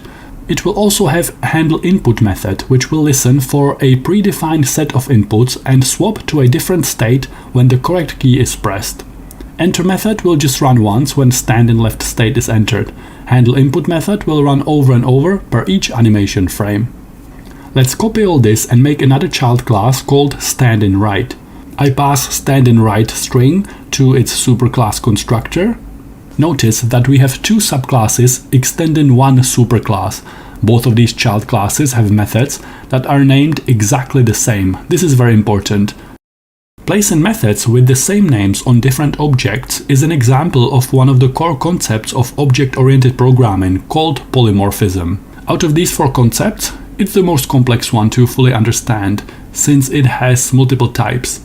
In this case, polymorphism allows methods to display different behavior depending on which class calls it. We will be calling enter and handle input methods from player class using the same line of code every time, but as player swaps between different states, different code will be executed because enter method and handle input methods will contain different behavior for each player state, for each class. Those differences will be defined here. So for this code to work, every player state class we define needs to have enter method that runs once every time we enter that state to set things up, and it needs to have handle input class method that runs continuously, waiting for specific inputs to be pressed to switch player object to a different state. Handle input method will take input as an argument. Player object has this.frameY property, which determines which row of player sprite sheet we are animating. When we enter stand in left state, I want to animate row 1. Stand in right animation frames are on row with index 0. The main principle of state management pattern is that when in specific state, object will only react to a limited set of inputs. Other inputs for which we don't define behavior here will be ignored. So inside stand in left class, if input is press right, we will set state to stand in right.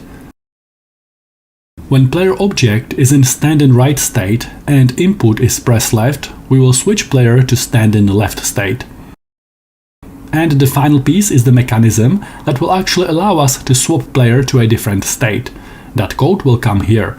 I create a custom public method on player class called, for example, setState, and it will take the new state as an argument. Inside, I set this.currentState from line 6 to this.states from line 5, and index will be this state number we passed as argument. Of course, this will only work if this.states actually contains some states. Right now it's empty. We will fill it in a minute. We know that each of our states has enter method, which will run once when player enters that particular state to set up our sprite sheet, to make sure we are animating the correct row. Back in set state, we switch player to a new state and we call that enter method. If we pass it 1 here, enter method will be called on stand in left state. If we pass it 0 here, method will be called from stand in right state. Because in our enum, we gave stand in left state a value of 0 and stand in right state is value 1. So now we have a public method that can swap player between different states. If player is currently in stand in left state and handle input method detects that we pressed right arrow key, we call it this.player.setState, and on line 18 here I see it expects state as an argument. That argument will be a number. Right now we only have 2 states, so either 0 for stand in left or 1 for stand in right will come here. You can see we say this.states and index in square brackets, so we are referring to this.states from line 5. Again, we will fill this array with state objects in a minute. So I want to swap player to stand in right state here. I can see stand in right is 1 here, so to pass it number 1, I pass it states from line 1 dot stand in right from line 3. This entire enum object is here just to give me more readable values to these numbers that represent states. It would also work if I just passed it number 1 directly here. That number 1 passed the setState method will be passed here on line 18 as an argument, and this.currentState will be assigned this.states from line 5 index 1. This array will need to have 2 elements as we have 2 states, element with an index of 0 and element with an index of 1. These will not be just simple numbers like this. These will be entire instances of stand in left and stand in right class. But before I can use those classes here in player.js, I need to import them. To import multiple classes from the same file, we need to wrap them in brackets. In state.js, I export stand in left class from line 10 and stand in right class from line 22. In player.js, I import both of them from state.js like this. I need to make sure I save changes to all files I made changes to. I have an error because I didn't finish this other if statement. If player is in stand in right state and handle input method detects we pressed left arrow key, call setState on player class and pass it number 0, state.stand in left. This stands for 0, so 0 is being passed here to setState, and this.currentState is set to this.states from line 7 index 0, which is this. Now we can finally define our states here properly, so index 0 in player states array will be an instance of stand in left class, so new stand in left, and index 1 will be new stand in right. We need to make sure that state objects in this array have the same indexes as numbers we defined for each of these states inside enum here. Now that we can swap between states, I also need to be calling the handle input method over and over so that we can listen for new inputs and change states when needed. I create update method on player class and it will take input as an argument. Inside this method, I will be periodically calling handle input from this.currentState property from line 8. This property represents currently active state. Because of logic, we defined on line 24, so player will be either in stand in left or in stand in right state. It will call either handle input method from line 19 that reacts only to press right, or handle input method from line 30 that reacts only to press left. I call it like this, and I pass it input that we passed here as an argument. That input then comes through here, so that handle input method can check what was pressed, and if the right key is pressed, it will swap player states. We call player update we just wrote from animation loop, and I pass it input from line 17 dot last key from line 3 in input.js. We are done. We just wrote the entire logic for state management of player object. Let's quickly follow the logic one more time to make sure it's clear. We are calling update method for every animation frame and passing it input.lastKey, the last key from selected inputs that user interacted with. That input last key is passed here. This time I call it just input and I pass it to this.current state from line 8. .handle input, and I pass that same input value along. This.current state represents the entire state object. At first I am setting it to this.states index 0, which is this stand in left object. So for this animation frame, handle input will be called from stand in left class, so from here. I can see constructor for stand in left and stand in right expects player as an argument, so that we can then correctly set up our sprite sheets here and here. Inside player.js I need to pass it that player argument. Since we are inside player class right now, I pass it this keyword, which in this scope of this class represents the entire player object. Okay, so this.current state is this.states index 0, which means our stand in left class, and we are calling handle input on it, so handle input from line 18 will be called. If the initial current state is index 1, that would be stand in right state, so this handle input method will be called from line 30 instead. If handle input is called from stand in left class, it will only react if right arrow key is pressed, and it will swap player to stand in right state. If player is currently in stand in right state, handle input will only react to left arrow key being pressed, and it will swap player to stand in left state. Whenever we set a new state, it will update which of these two states this.current state is pointing towards, and then from that new state it will call this enter method.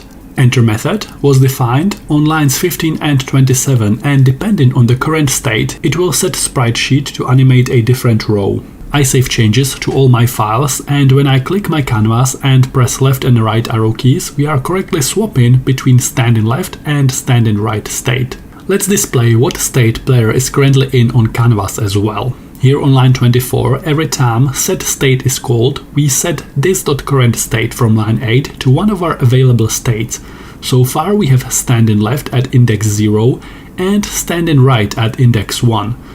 Parent class of all our states has this.state property in its constructor. We are given that property a different value from each child state by calling superclass constructor from each subclass. Basically all that this is, we are declaring this.state property on parent class. That property is being inherited by all child classes, and it's set to stand in left on this class on line 12 and to stand in right on this class on line 24. I just want to draw this value on canvas so that we know currently active state. I will use our existing drawStatusText function for that. We are calling it from inside animation loop here, and I need to pass it player object so that we can access current player state. Here I make sure my function expects that argument the same as we did with input last key. I will call fillText and I say active state, colon space, plus player we passed as argument, dot current state dot state. When current state is set to stand in left, this dot state here will be set to stand in left, and that's what will get displayed. For stand in right, it will display this line. As I said before, using super keyword inside child class constructor will call constructor of its superclass, its parent class, and it will execute all its code. In this case, this code will assign value of stand in right to this inherited state property.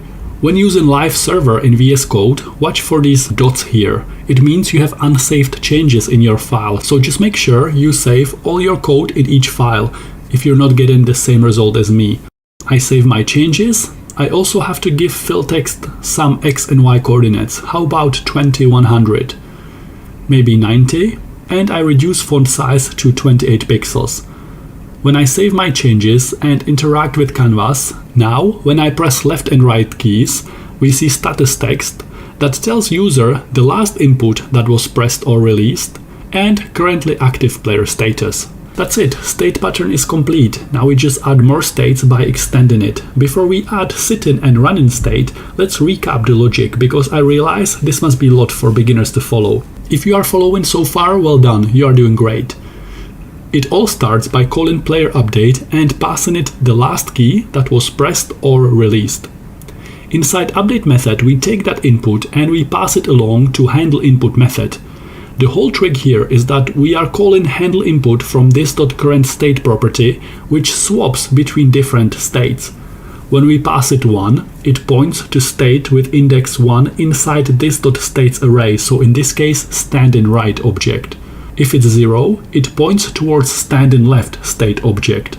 Both of these objects have their own version of handle input method, so that as we point current state towards different state objects, behavior of player will change even though we are always calling the same handle input method. It's important that all our state objects have their own definition of enter method and handle input method. I could also create a backup enter and handle input method on their parent class here, in case child class doesn't have methods with these names, but let's not overcomplicate things. I like to think of this type of state management as we are locking player in different states. While player is in a specific state, it will ignore some inputs and it will only react to inputs we define in its handle input method. Here we can see that while in standing left state, player will only react to pressing right arrow key and it will make it switch to standing right state. While in standing right state, player will ignore all inputs except for pressing of left arrow key, which will make it swap to standing left state. You might notice that state design pattern has some code repetition, but the code is easy to navigate in, and if we get a bug, it will be limited to a specific state, making larger projects much easier to manage and debug. If we get some unexpected behavior, we can see what state was our player object in when that unexpected thing happened, and what was the last input key that was pressed or released. And we check our code inside handle input method on that particular state to see what went wrong. Structuring your code like this comes very useful when you want to give your player multiple abilities, weapons, and special moves. We are capturing the last key that was pressed here inside our input handler class. I'm importing and instantiating that class here in script.js and passing it to player update method. We pass that input value along to handle input method, and value of that input gets checked against a set of specific values we define for each state, and based on that we swap player to a different state using our custom setState method. SetState method takes a single number as an argument, as we defined them inside enum. State.standing right is 1, state.standing left is 0, so right now I'm basically passing it number 1 here. That number travels as an argument passed to setState here. It's passed along here and it represents index of that state inside this.states array on player class. So number assigned to each state inside enum object in state.js have to correspond to index of each of these particular states inside this.states array on player class.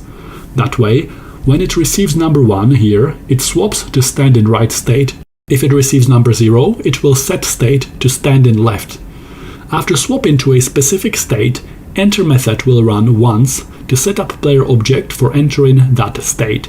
In our case, we just adjust sprite row for now. And then it continuously calls handle input method from that state class, which listens to specific set of keyboard inputs.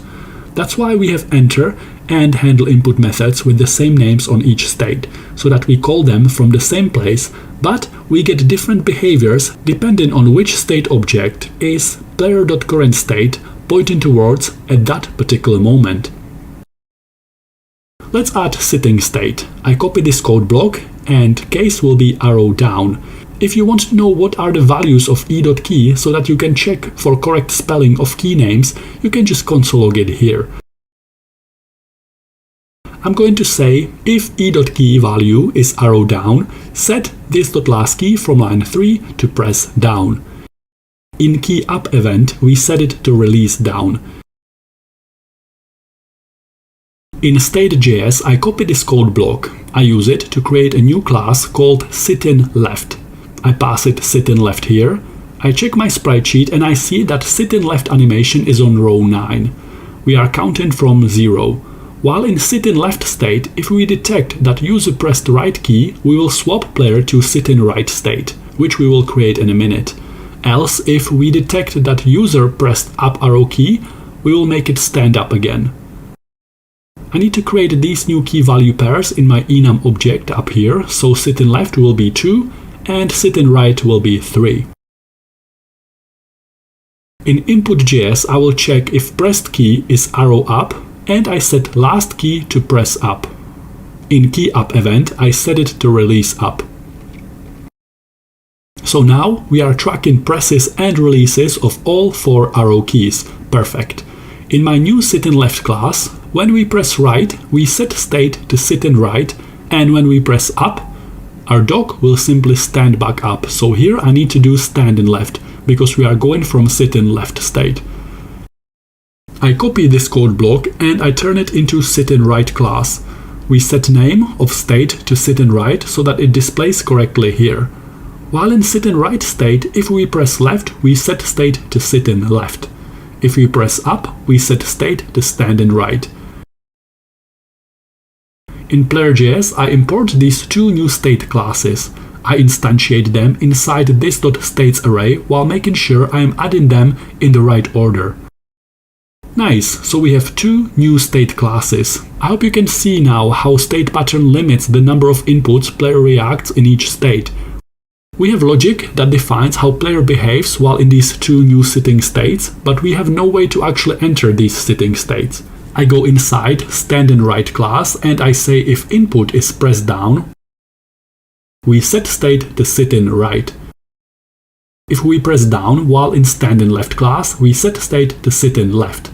I also need to make sure enter method on sitInLeft class sets player sprite sheet to the correct row. SitInLeft is row with index 8. Actually, sorry, SitInLeft is row index 9, SitInRight is row index 8. Now it's correct. I will also set the initial state to standInRight, so this.states index 1, just for the first page load before we start pressing keys and swapping player states. Now, when we press the down arrow key, player will sit. We can press left and right keys to make player turn left and right while sitting, and pressing up arrow will make it stand up and face the correct direction. This is going really well. We can also change how the entire sitting state works by only making the player sit while arrow down key is being pressed, and when it's released, player will stand back up automatically. So inside sitInLeft state, if input is released down, we set player to standInLeft. And inside sitInRight, we set player to standInRight. It really depends on what kind of game you are building and what player behavior you want. I hope you can see that you get a lot of freedom and flexibility with this code structure. You can easily control every detail of player behavior when you structure code like this. The way I wrote this code, we only react to the last key pressed. I'm not keeping track of multiple key presses in memory since I want to keep this simple, but I will cover how to handle pressing multiple keys at the same time in a special episode as well, probably. Adding running states will be similar, but we will have to handle horizontal speed, so let me show you how to do that. Again, I start by adding new states inside my enum. RunInLeft will be state number 4, RunInRight will be number 5. I make a copy of this block and name it RunInLeft.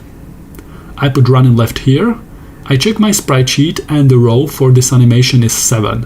When we release left while in this state, we will switch player into standInLeft state, and when we press right, we will switch into RunInRight.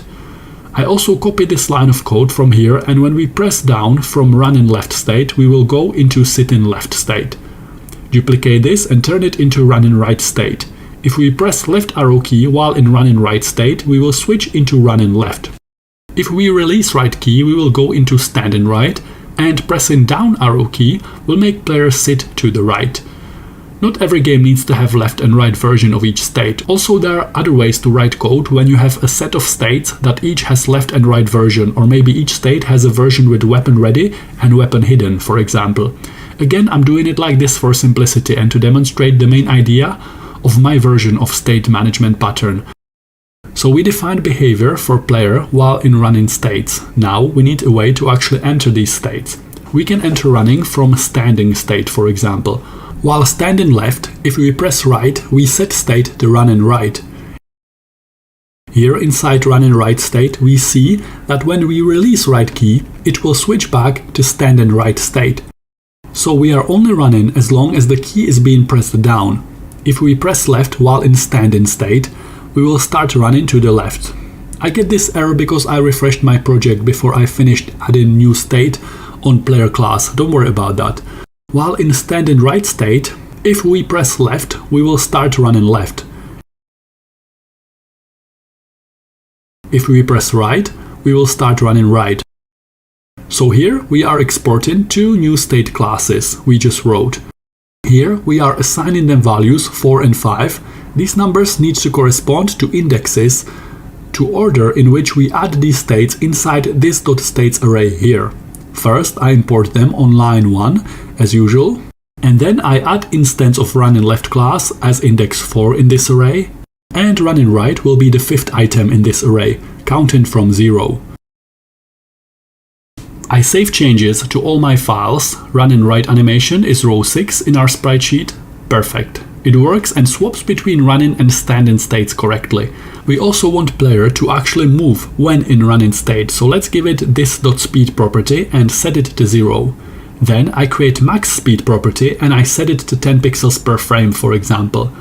When we enter running state, we set player speed to player max speed, and in running left, we set player to minus player max speed because moving left is in the negative direction on horizontal x-axis. Inside update method on player class, I will be adding player speed from line 16 to horizontal position from line 12.